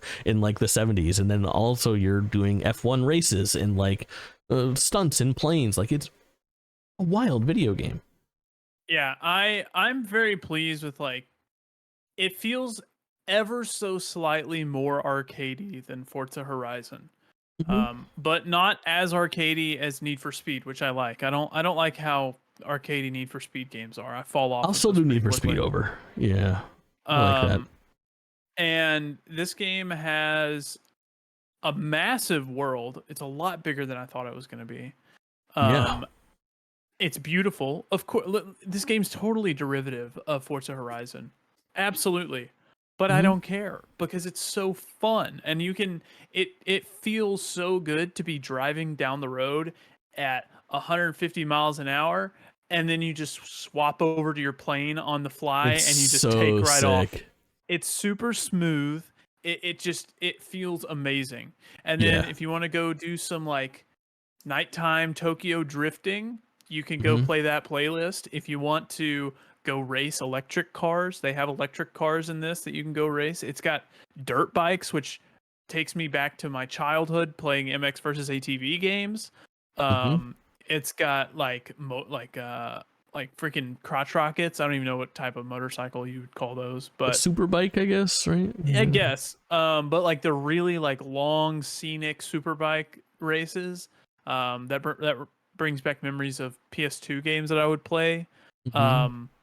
And then it's also got the functionality that Riders Republic had. Riders Republic had the thing on the map where you could see where everyone was. And if you pull up the map in this game, you see cars and planes and boats going around everywhere, which is really cool. It makes the map and the world feel really active and alive. But it also has, I don't know if you remember, but Riders Republic had like the big 100 people races or whatever. This game doesn't have 100 people races, but it has 28 people races that you can just queue into at any time. And it's absolute chaos, but it's super fun. It's like, I got like almost last place, but it was so fun to just ram through people, and you can do little emotes as you pass people of like a crying face. Sick. And just like insult them, and then it's just going back and forth, passing each other, insulting each other as you go. And then... Go ahead. No, you haven't what? I was just gonna say I haven't dug in that far, but I was just gonna talk about one of the really early missions, and it was one of the ones that I watched you stream as well. That really hit home for me was the Hawaiian scenic tour where you raced a little VW bus around the whole island. That was great. And the guy gives really cool, like, I love the voiceover in that. Like, there's like a Hawaiian man that kind of tells you about the island, like a hotel that was destroyed in like a hurricane, and like the best place to go surf and stuff like that. Like, it's just a really cool like vibe. It's playing cool music while you go around. It's not like the fastest race, you're racing like a shitty car. It's quite literally a scenic tour of the island, and that plays in this racing game because of how good it looks and how authentic this map feels. I don't know how authentic it is, I haven't been to Maui, but it's rad. And then I messaged you last night if you had done the Demolition Derby. Which I hadn't. The Demolition Derby is very fun. You need to try it out. You queue in, it's up to 32 players, and it pretty much picks a random spot on the island where there's a big circle, like a battle royale, and you fly in. They just put you in a plane, and you fly in, and you drop wherever you want to. Oh, cool. That makes sense.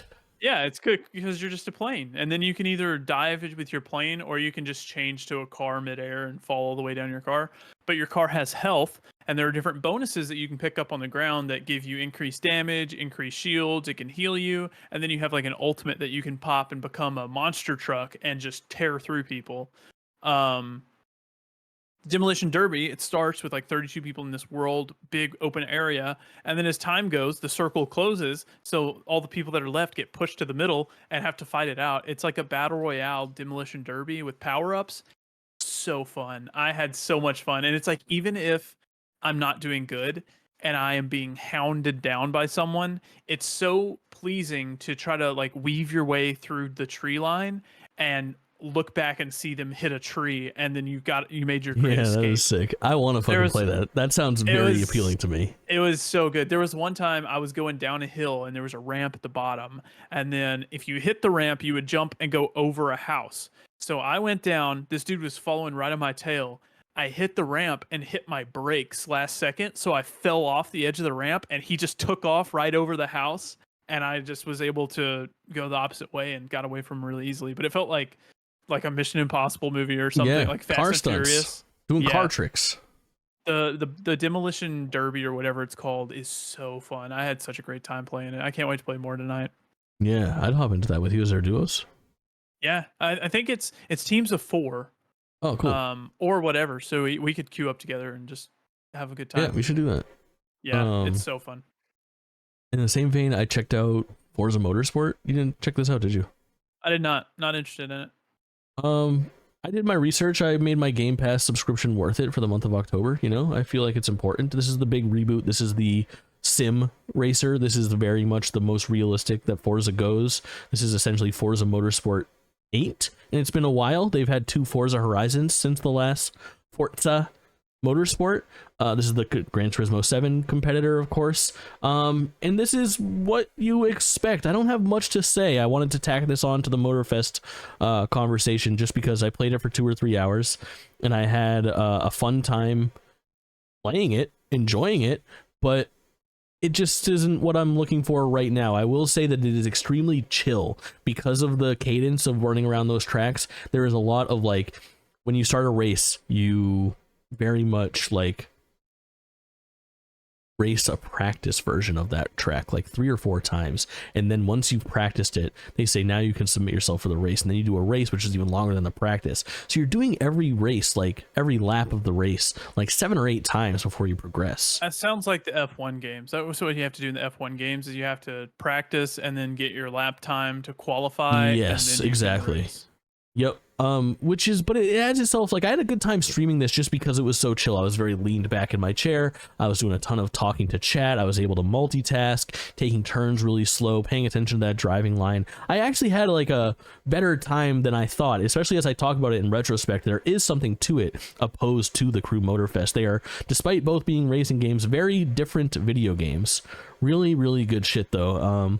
Is the livery system. Obviously Forza is second to none when it comes to like designing their cars, so you can go and download anime girls, which of course makes your car faster, put them on the side, and then you can do that in the Crew as well. Yeah, of course I have anime girls there as well, but Forza's thing is so detailed and there's such a community for it already that's installed that I do feel like it is better here in Forza. I don't know if you played the Crew 2. I did not. No, not really. But you can like import your cars from the Crew 2. Yeah, the collection, which is super cool. That's such a fucking great quality of life thing. It looks like Forza Motorsport is trying to like reboot and sort of be a platform going forward. I'm assuming this game gets support for a very long time, whatever that support looks like, but I liked it. Live service, baby. Yeah, live service, games as a service. But speaking of Game Pass, I played a little bit of Cocoon. Kaulin, what do you know about Cocoon? It's a thing that a butterfly is in before it is a butterfly. And because it's like I believe the term that you're looking for is caterpillar. Caterpillar. Yeah, caterpillar. Before it's a butterfly. Yeah, evolution. Can you spell caterpillar? CATERPILLAR. Caterpillar. Yeah. It's caterpillar. Yeah, I think it's caterpillar. Right. But we say caterpillar. Hey, you want a caterpillar? Based and caterpilled. You know what I'm saying? If you're wondering why we're suddenly so fucking spry, if you're watching the video version, you'll notice that we're all wearing different shit. Actually, I'm not. Wait, yesterday. No, I wore the same thing. I thought we were gonna pretend like we were recording. If you're watching the video version, you're actually looking at me take my shirt off right now. No, I'm not. I'm also taking my clothes off. Well, now I feel gross. I wore the same hoodie I wore yesterday because I thought we were gonna like pretend like we did it in one day. Magic this thing? No, I think I thought so. Oh, okay. We do previous obligations. We do a little bit here, a little bit there. GameList is when we can. We're busy people. Fun facts, if you didn't know that. I think you're busy enough for the both of us, which is great because I'm not a very busy person. I'm a busy person. Jake just plays scheduling GameList around my naps can be a bit challenging, though. That's true. That's true. So anyway, Cocoon is developed by some of the team behind Limbo and Inside, and it's a 3D isometric view puzzle game, and I'm obsessed with this little game. I feel like if we were talking about games that maybe you should give a go before Game of the Year, I don't know, because I don't think it's actually going to be on my Game of the Year conversation, because I'm not going to put this on my top 10. But it's going to be a really high honorable mention, and I just feel like you should play it. I think that you'd like it and have a good time with it. And it's a very cool video game. You've seen footage, right?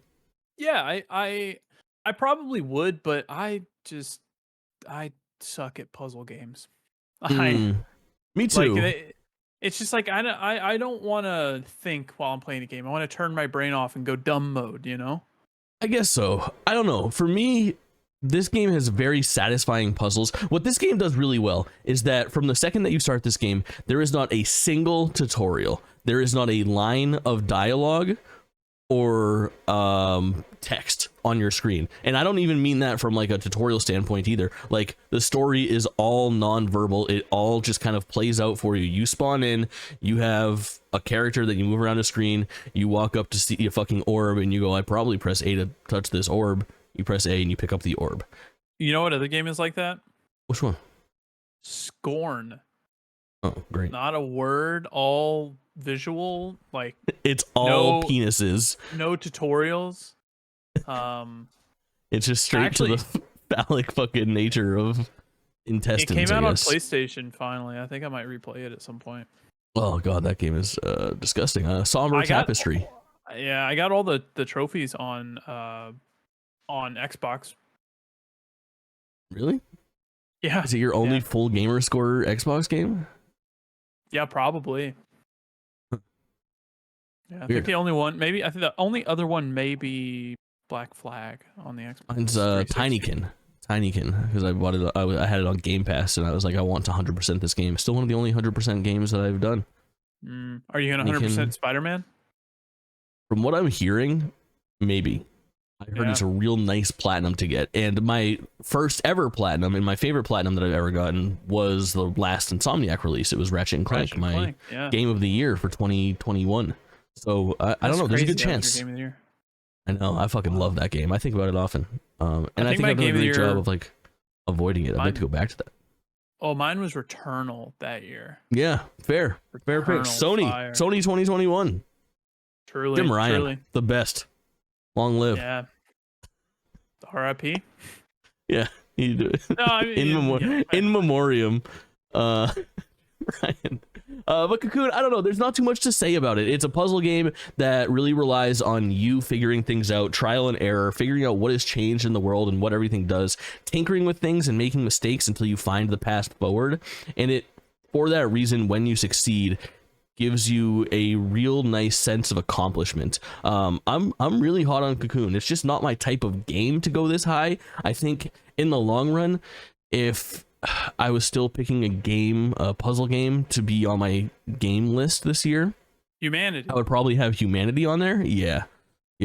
I just liked that game more, I guess. But I played Cocoon. I did a little I call it quick play, where I check out like the opening of the game that I've never played before. It's up on my YouTube page, and then I was like, maybe I'll play this, and maybe I won't. And I just found myself coming back to it for like a half hour, 40 minutes at a time, being like, did I ever try that thing? Like if I put the orange orb on the pedestal inside the green orb, could I grab that orange orb and bring it there, and then would it look different? It's just a very fucking cool game.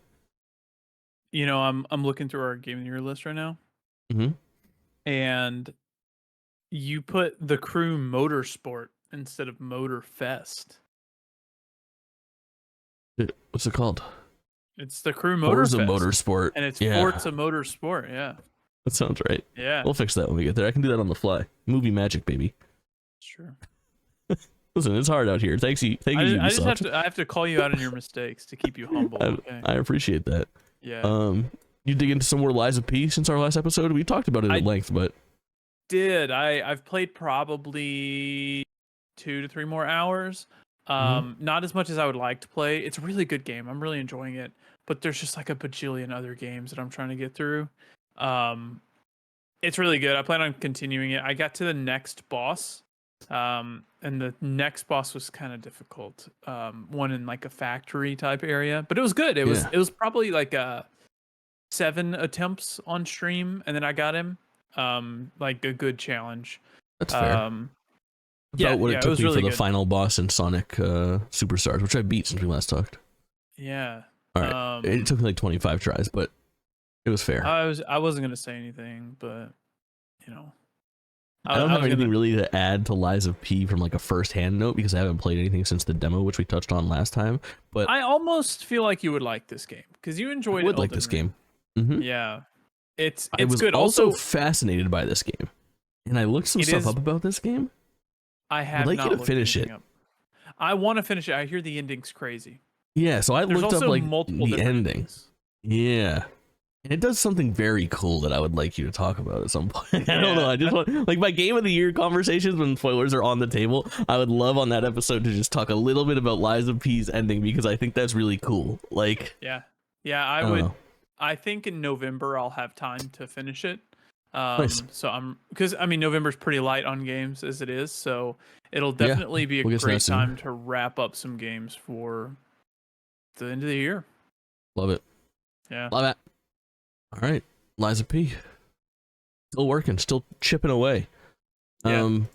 I've been playing this game that I was like, do I talk about this on GameList or not?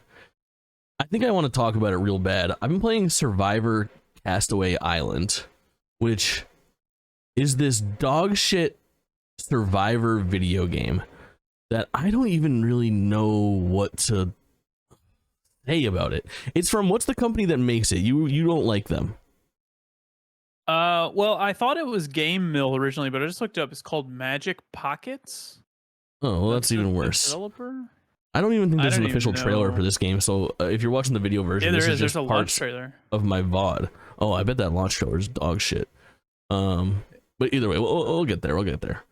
However, goddamn, watch this launch trailer. This fucking game is something so stupid.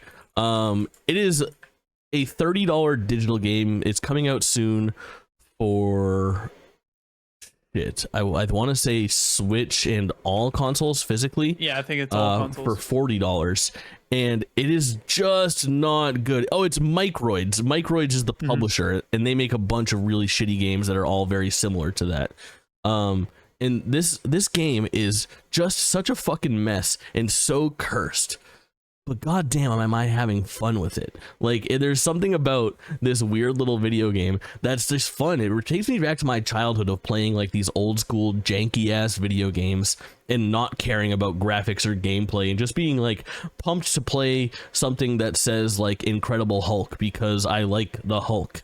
You know what I mean? Like, I like Survivor. It's fun to play a game called Survivor and mess around with the themes of Survivor with people in chat.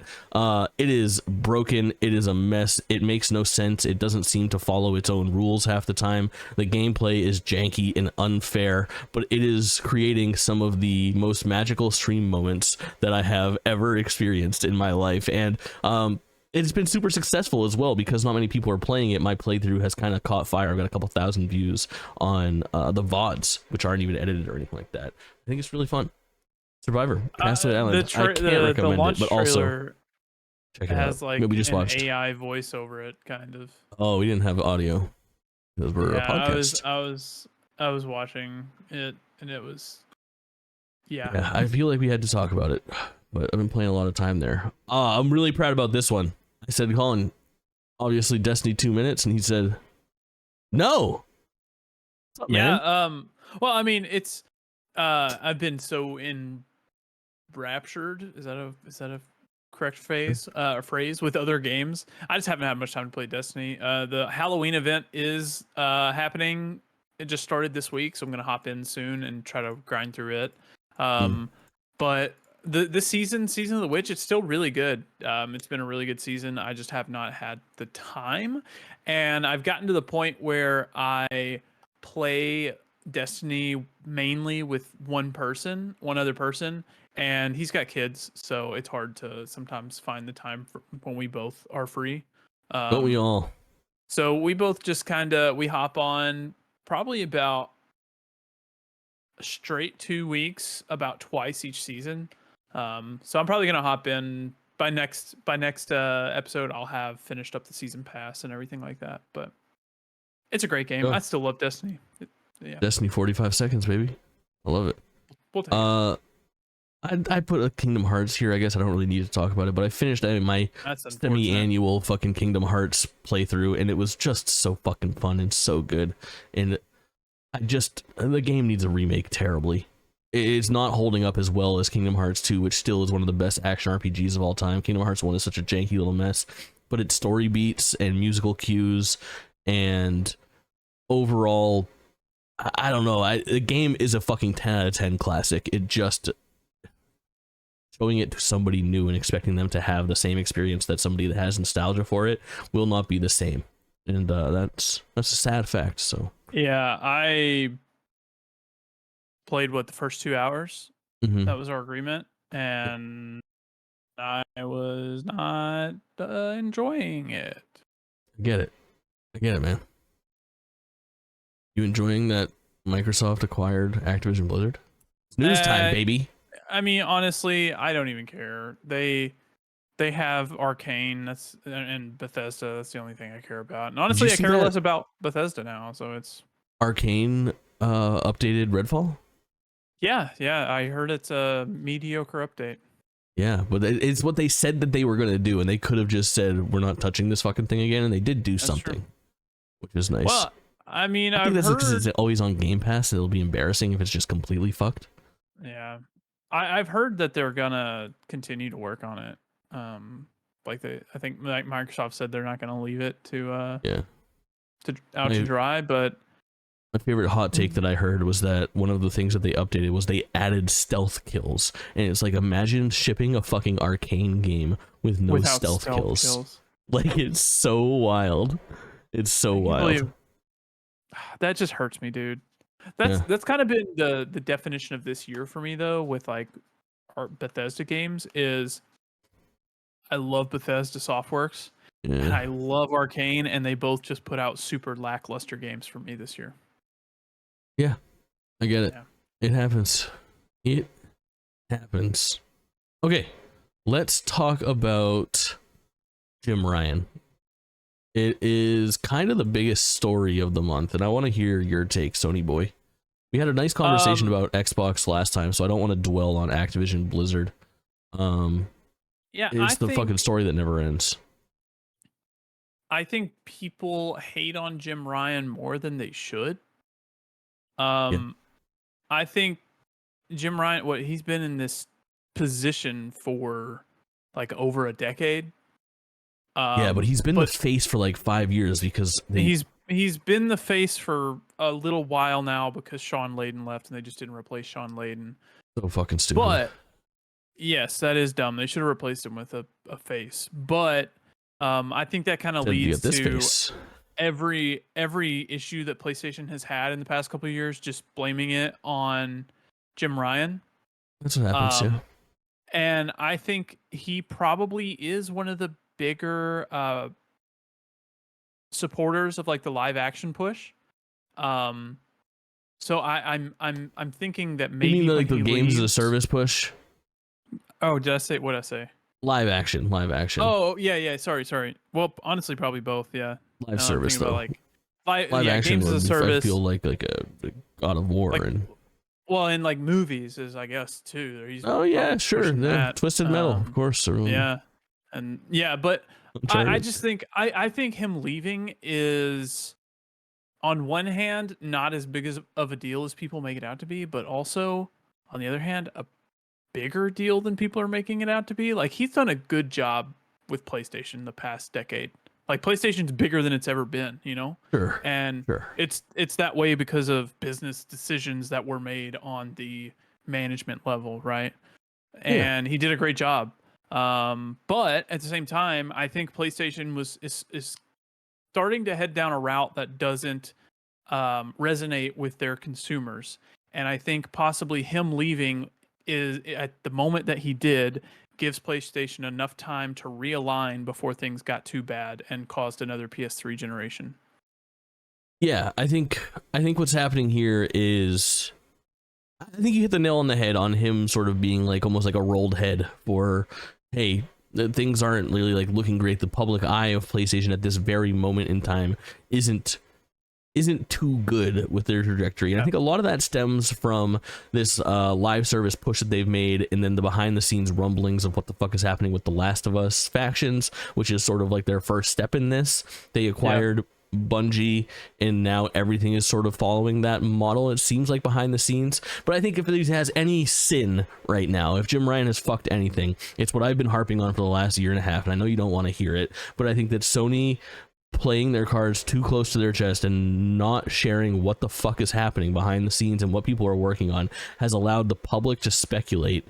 And let me tell you, it is a dangerous time to let fucking gamers speculate, because if they don't have concrete information, they will latch on to whatever they see fit, and it's usually not a very positive thing. It's whatever the fuck is circulating for rumors, and right now it's not good. They've had many opportunities to right the ship, and it just hasn't happened. So I'm hoping that this extra time that they have to sort of reassess, I don't know, makes them, I think that still, I mean, you had theorized that we would maybe get another State of Play this year, or another PlayStation Showcase even this year, because possibly. of the last one. And I think now there's probably a slimmer chance of that with this guy stepping down. But I hope that whoever is in charge next sees that we need to, I don't know, say words about PlayStation while I sneezed. I will correct myself. He hasn't been CEO for a decade. He's been CEO for 5 years, but he has been working at PlayStation since 1994. That's and crazy. I mean, people, of course, will want to blame him for things. They look at him and say, "You're not a gamer," but he's a businessman and he gets the job done. And, you know, PlayStation's at where it's at partly because of him. And I think people want to have a face to direct their anger and frustrations at, but that's just not how it works in the business world. No one person is making all of these calls. There's a board of hidden faces that are deciding things and are directing PlayStation. But I mean, his leaving could mark a huge change in PlayStation for the better or for the worse. We won't know for probably another decade looking back. I think to finish my thought, basically where I was going down that road, is that I hope that Sony can, as a whole, I don't think this even has much to do with Jim Ryan leaving, is that they can find a middle ground between what they did most recently for their showcase and just not showing much at all for what people are up to, and what Xbox does, which is probably over the last couple of years saying too much about what's coming because they needed to, because nobody had any fucking idea and they were in a games drought. But you know, when we were looking at like Elder Scrolls 6 fucking title reveals and goddamn, you know, Avowed and Fable, all just like way too early based on where they were in their development cycles, I would like to find like a middle ground. Like, tell us what Naughty Dog is doing besides The Last of Us factions. What is Sucker Punch up to? What is, I mean, Insomniac's the only one that they're really being forthcoming with, but I don't know. I think a lot of things hopefully need to change from a communication standpoint. I disagree on that, honestly. I think if we look at Xbox, for example, I'm not trying to like ag on the console war here, but they're taking different paths on promotion of their content. We have known about Senua's Sacrifice or Senua's Saga for 5 years now, and we've not seen it come to pass. Something stinks with that game. It's just like, I think Sony's holding their cards close to their chest until they're ready, and we can already see by the launch of Spider-Man that it works. You know, their games come out and they're in good condition more often than not, and just because they're holding their cards close to their chest, I don't think there's anything wrong with that. It's just a choice of marketing. I think in the court of public perception, it's a failure, though, and it gets back to our reactions where you were hotter on that last, what's it called, showcase than I was, but you're also hotter on it than the general populace was, and I think the general consensus was that, what the fuck is going on there? What do we have to be excited for in this second half of the PlayStation 5's console? And you can say, you know, go on and rattle them off. What do we know for a fact we should be excited for PlayStation 5? And it's going to be, you're going to say Wolverine, but that's been announced for a while, and it's the only one that's really being forthcoming for those big studios. I think that Helldivers 2 is fucking small potatoes, and it's not even AAA, and it's not even first party. It's a second party AA game. I think that you're going to say, what's the new Bungie game that's not a Marathon? But we know dog shit. We know nothing about it. What's the game they opened with? The fucking heist-ass live service game that's looked like hyenas. Like Fair Games, I think. Fair Games, like I don't think anyone is fucking amped up for Fair Games. I think you're wrong in generalizing, saying that the court of public opinion looks down on it. The court of public opinion in people that are highly educated about video games, like we are, might look down on it. But the general public, they see Spider-Man and they see PlayStation and they're happy. And but that's it. They don't have the runway. They don't have that back of the box. They're not looking for anything else. They only look for the big things. For sure. Take it from me. If I go out there and talk to my roommates that play video games twice a week and they buy things, if you talk to the average Xbox gamer, I think that they are excited for Fable. They're excited for Elder Scrolls. They're excited for Avowed. Yeah, I think they are. I think the average Xbox gamer doesn't even know about half of those games. The average Xbox gamer doesn't know about half of them, and they only play COD and Fortnite.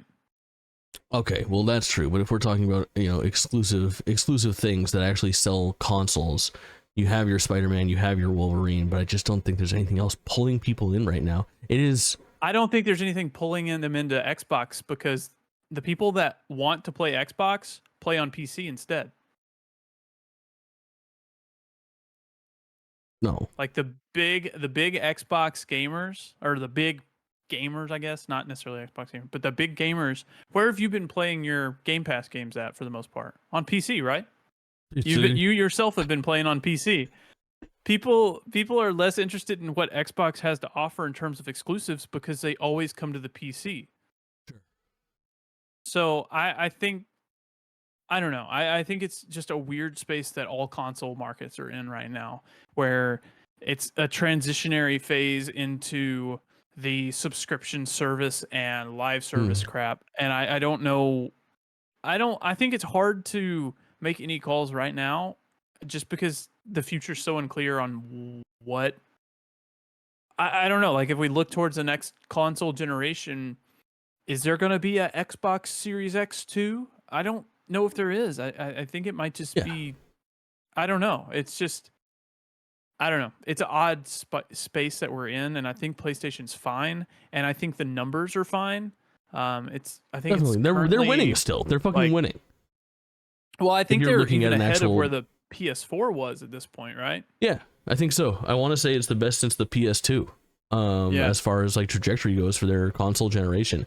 I just have reason to worry. I feel like every time we talk about it, it seems like Sony is at the beginning stages of like a historic fucking bag fumble. And of course there's ebbs and flows to these like quote unquote console wars and stuff like that. But in reality, the console wars, despite being like a memey little fucking nightmare where people are just like insensitive about other gamers' opinions on the internet, the console wars is real. Sony and Microsoft are the two biggest players in this fucking I mean, it's entire thing. It's a open market competition. Of course, there's some sort of console. And it just, I don't know.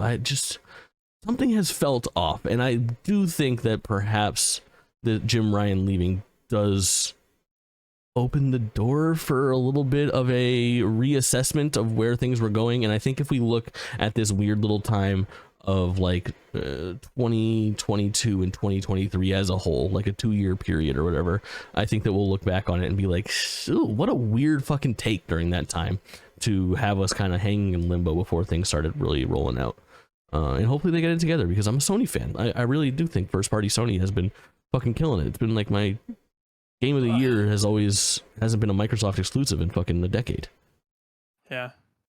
I don't know. I think they're better off than we assume they are. Probably. I mean, there's things that we just clearly don't know about because we're not behind the scenes. But if only we knew them. Yeah, I mean, I guess. I think they're just damned if they do and damned if they don't. Because if they show it early, like they did Wolverine, we're pissed because they showed it early and it's not ready yet. And then if they show it late, then we're pissed because they didn't show it in the first place. I don't know. I agree. What do you think of these fucking nasty little PlayStation slims? I'm actually really excited for it. Really? Yeah, I'm gonna get it. I'm probably gonna trade in mine right now because I just have a use case for it. You know, I travel a lot. I am always putting my PlayStation in my backpack and it barely fits. And this is just going to make it easier for me to travel and take up less room on my desk. And I'm in. You're in the minority there, I think, as far as like people that are like, I gotta get this new one. I think that if you're getting a new PlayStation, maybe this is the right way to go. But there's a lot of variables. I mean, the brass tacks here is that Sony is putting out brand new SKUs, essentially. They're doing like a soft update to the existing PlayStation 5 SKUs. Yeah, it's technically not a slim. Right. Well, it is. It's very, very similar, actually, to what they did with the PlayStation 3. But the PS4, they did it with the PS4, where they phased out their OG model for the Slim and the Pro. But yeah, why can't I picture what the PlayStation 4 Slim looks like? It's got like a fatter bottom half and then a slimmer top half, and it's curved and it's got edges. Curves. Yeah, okay, you're right. You're right. Absolutely. It reminds me more of that PS3 transition too, of when they went to like really that was like a more drastic. No, I was thinking more about the regular one to the Slim. The regular one. That thing went from like the fucking plasticky fingerprinted nightmare to like a really sleek looking console. I think that medium PlayStation 3 is a classic. Do you have the other pictures that I sent in the docket? Audio podcast, baby. There's like a size comparison, and the PS5 Slim's a lot smaller than you think it is. Until you see it up next to a normal PS5. I think it's because it's striking. It looks so strikingly similar because it's got the fucking labia still. They love the fucking folds of this thing and the curves. I think the PS5 will go down as the most recognizable console ever made. I think it's so fucking hideous, man. I love it. I think it's great. Ugh. It's so weird. It's so janky. It's so fucking obtuse. It just looks like it shouldn't exist. I love it. It looks like if it had a face that would be screaming, "Kill me!" It's I should not be. It's worth noting if you're gonna buy a digital version, buy it soon because the digital version is going up $50. But you can also say if you were buying the digital version and you think you'll ever want a disc version in the future, then wait and pay the extra $50 because then you'll have the opportunity to upgrade for an additional $70. It's a conundrum. There's a lot of variability here. I think it's important to do your research if you're in the PS5 market right now. There's also more native like onboard storage in these too. There's going to be 125 more gigs in these. Because the current ones are not technically terabyte storage. They're like 825 gigabyte SSDs. It's so weird. Yeah, it was like a custom SSD. And I don't know if these are going to be... These still have the ease of upgrade of the current PS5. You can just slot an M2 into it. And then they also said they're going to release plates for these to make them different colors and stuff like that. And the finish on this is glossy from what I understand as well, as opposed to like a matte finish that we have on the current PS5s, which I think could be really nice because my complaints with the glossiness of like the old PlayStations was that they were black, so they showed fingerprints like you wouldn't fucking believe. White glossy I think will probably be easier to maintain.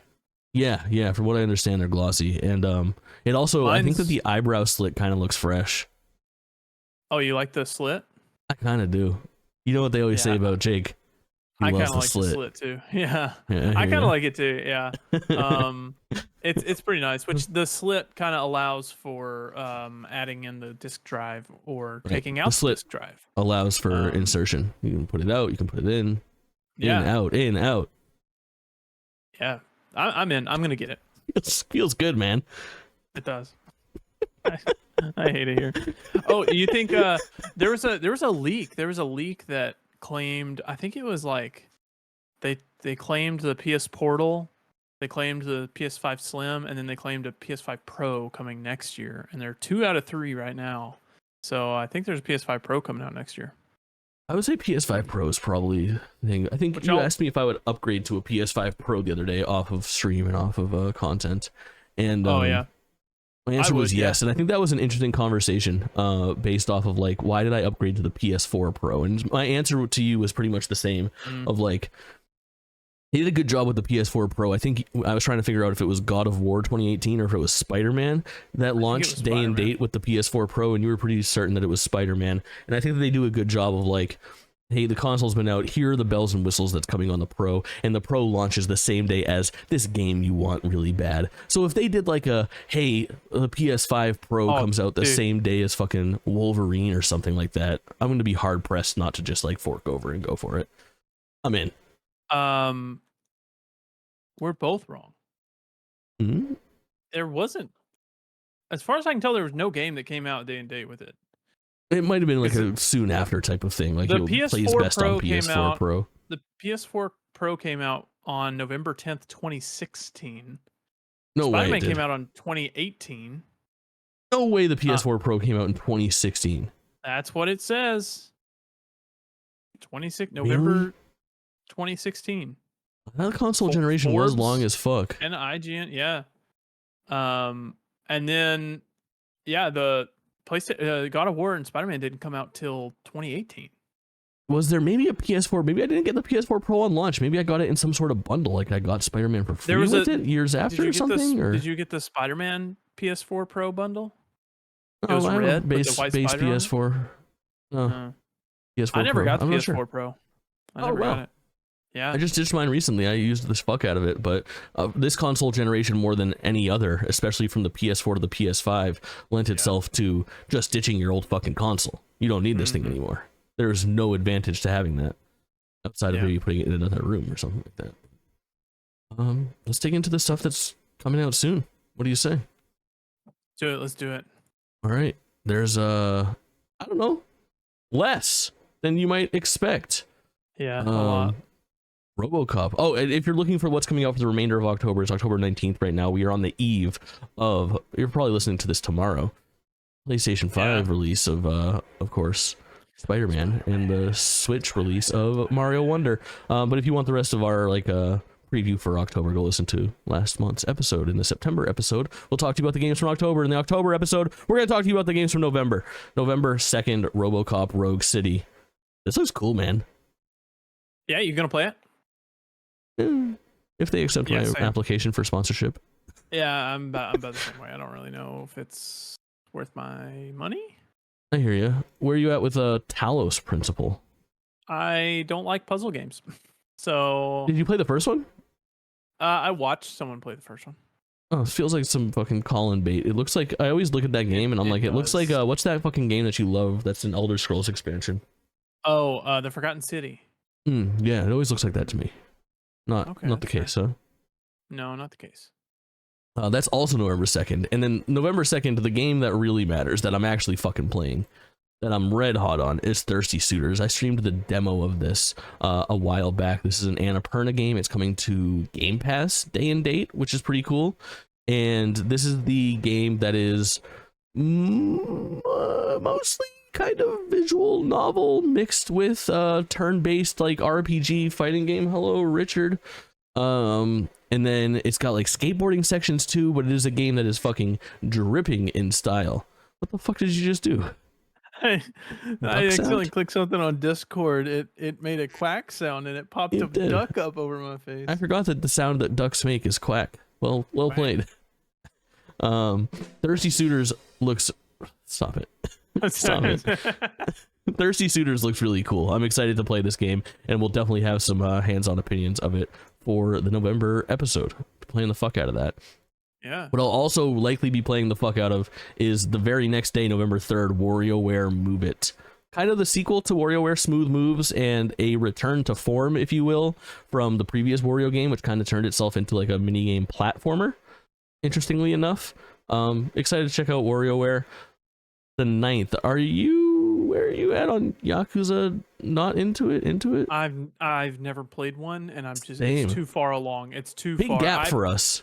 I tried to get into Like a Dragon, but I made it like an hour in. I'm like, I'm just not feeling it. You know what? I'm glad I didn't get into Like a Dragon, and here's why. Because everyone said this should be your first Yakuza game because you don't need to know anything about the other ones. Just go ahead and enjoy this. And I'm so fucking glad that I didn't, because now since then they've been like, hey, by the way, you need to know all of it because this is the fucking Gaiden game that brings it back into the storyline with the guy from the previous 12 games. And then the next one is half his story and half the new guy's story. And I would have felt so fucking left out and like I was missing out on not playing way too many games. There is something about that. I wish they would have stuck to the hard reboot. I would have been more interested in checking out Like a Dragon in this time leading up to the release of 8 Infinite Wealth, I believe is the subtitle there. But Like a Dragon, Gaiden, the man who erased his name, one of the worst titles of all time, comes out on November 9th, the very next day. I'm obligating right now. I'm buying Modern Warfare 3. Yeah, I'll buy it too. And I hope I like it a lot. But that's November 10th. Too. November 17th, Persona 5 Tactica? Nah, I'm good. Game Pass. Oh, nice. Yeah, waifus. Ooh. Okay. No, they're chibi waifus though. I don't like chibi. I'm not a fan of the chibi art chibi style. Waifus are still waifus. Nah, I just don't like chibi. But they remind you of the non-chibi versions that are waifus, full waifus. I'm good. I'll pass. Okay. Speaking of chibi versions, what about Chibi Princess Peach? Does that do anything for you? No, it doesn't. Well, it does for me. I'm really excited for Super Mario RPG, and this is a game that I've never finished, actually. It's like a sin of mine as a Final Fantasy boy, as a RPG boy, as a Mario boy, as a Nintendo boy. This is really, really high up on my radar. I'm super excited. It's November 17th, 11/17. I can't wait to play this game, and I think it's going to be a really nice, absorbable first-party Mario game in that it's like an 8 or 9 hour romp, and you're done. I think that's perfect for like an RPG like that. I think it'll be a fun stream game to do with chat. So I will absolutely be playing that. And I honestly feel like we're recording this on October 19th. We might as well get through the November releases before we record again. If not, maybe we record really soon and do like a special Mario Wonder Spider-Man episode sometime in like late October. Spider-Man episode. What about Mario Wonder? I'm good. Yeah, I'm good.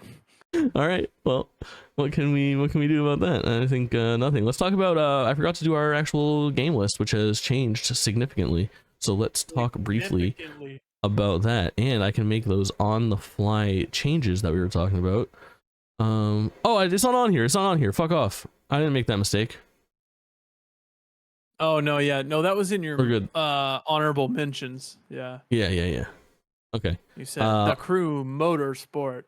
Motorfest. All right, number 1 for me. Mine has not changed for my top 5. I am still Zelda, Chia, Xenoblade, Street Fighter, Hogwarts Legacy, but then it gets a little fucked up. I added Assassin's Creed Mirage in there, followed by Starfield, Final Fantasy 16, Theater Rhythm, Final Bar Line, and F-Zero 99. I have a feeling you guys are both going to be gone next time. Theater Rhythm and F-Zero definitely, possibly even Final Fantasy 16 to make room for. I actually beat Sonic Superstars in between yesterday and today, and if I was inserting that right now into a place on my list, be above. Oh shit, it might be above Assassin's Creed. I don't fucking know. I don't know. It's definitely above Starfield and Final Fantasy. What a weird year. What a weird year. Sometimes I wonder what like happens in your head to make these decisions. Very horny. Whoa. Sonic, man. You know how Sonic be?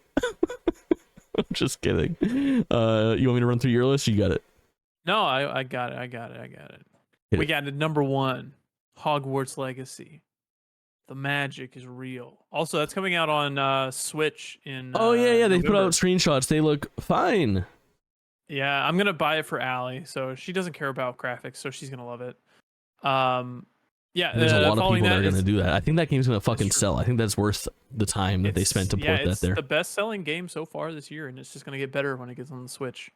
Switch is going to dominate. There's a lot. I think the Venn diagram of Switch owners and Harry Potter fans is like a fucking two full circles. Yeah, massive. I agree. Number 2 is Oxenfree Lost Signals. Number 3 is Jedi Survivor. All those 3 are the same as last month. Number 4, where things get shaken up a little bit. Jedi Survivor fell off my list this week. That's crazy. That's I crazy. know. It's a good year. I love that game. Yeah, absolutely. Number 4 is Cyberpunk 2077 Phantom Liberty. I spent 77 hours with that game. Hey, I just realized that. I spent 77 hours with that game over the past month, and it was joy. The next step is you need to spend another 2,000 hours in it. Yeah, that's true. I guess so. Number 5 is Tears of the Kingdom. I want to fucking shame you for that so bad, man. Like, I can't imagine playing that game and putting it that low on your list. Like, it was all right. It was a good game. Oh. Number 6 is Assassin's Creed Mirage. Number 7. We both have our Assassins at number 6. Good. Yeah, we do. Good taste. Yeah. We agree on everything, especially Zelda. Number 7 is Dead Island 2. That I don't know how Dead Island's staying as high as it is, but this year my list is really how much I think about a game after I finish it. And honestly, if I'm being honest, I probably thought about Tears of the Kingdom less than any of these other games after I've finished it. I know, that's the problem, is that you're not remembering how good it was in the moment of the gameplay. Number 8, Resident Evil. Wait, I want to talk to you real quick about, first of all, it's staggering that Dead Island 2 is above Resident Evil 4 Remake, but isn't there Dead Island 2 DLC coming? There is. It's coming next month. I don't know if I'll play it or not. It's like some cult type stuff. Perfect. Yeah, I don't know if I'll play it, but I'll look into it.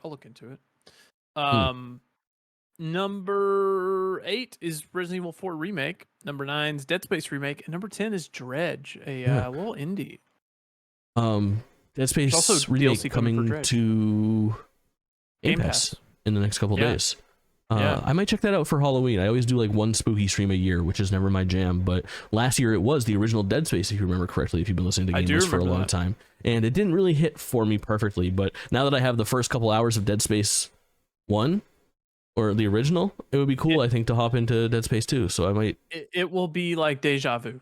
You will have no idea that anything has changed.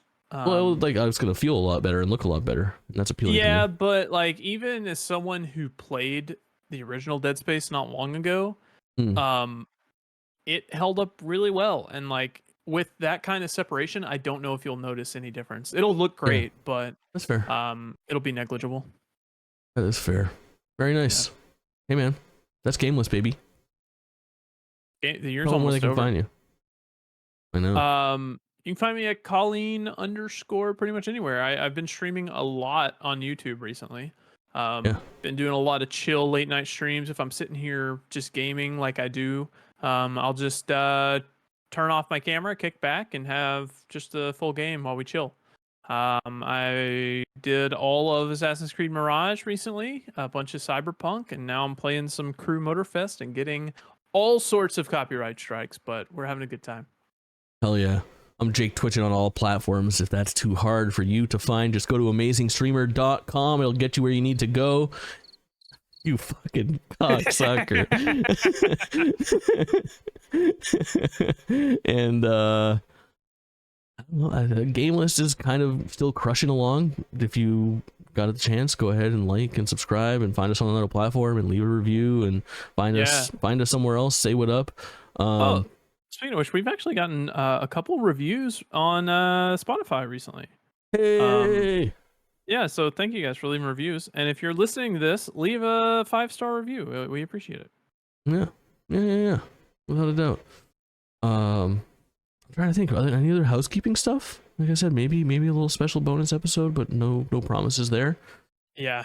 Things will get a little lighter from here. There's still some highlights in November. There's still some highlights in December, Avatar and whatnot. But soon it'll be a time for our fun little episode where instead of arguing about our game of the year, which we do still a little bit on just attacking each other's lists, but we're not trying to decide on GameList's game of the year or anything. We will do the fun thing where we start to give out accolades: best boss fight, game you want an excuse to talk about, best game you played this year that didn't come out this year, Cyberpunk. It'll be really fun. Yeah, truly, yeah. For sure. All right, man. Say something sweet and I'll end this recording. I don't know. Something sweet. Something so bad. Lollipop. Thanks for listening. I hate it. It's been too long. It's been too long since thanks for listening. We almost dropped it, but it's back, baby. I thought I got away from that. Never.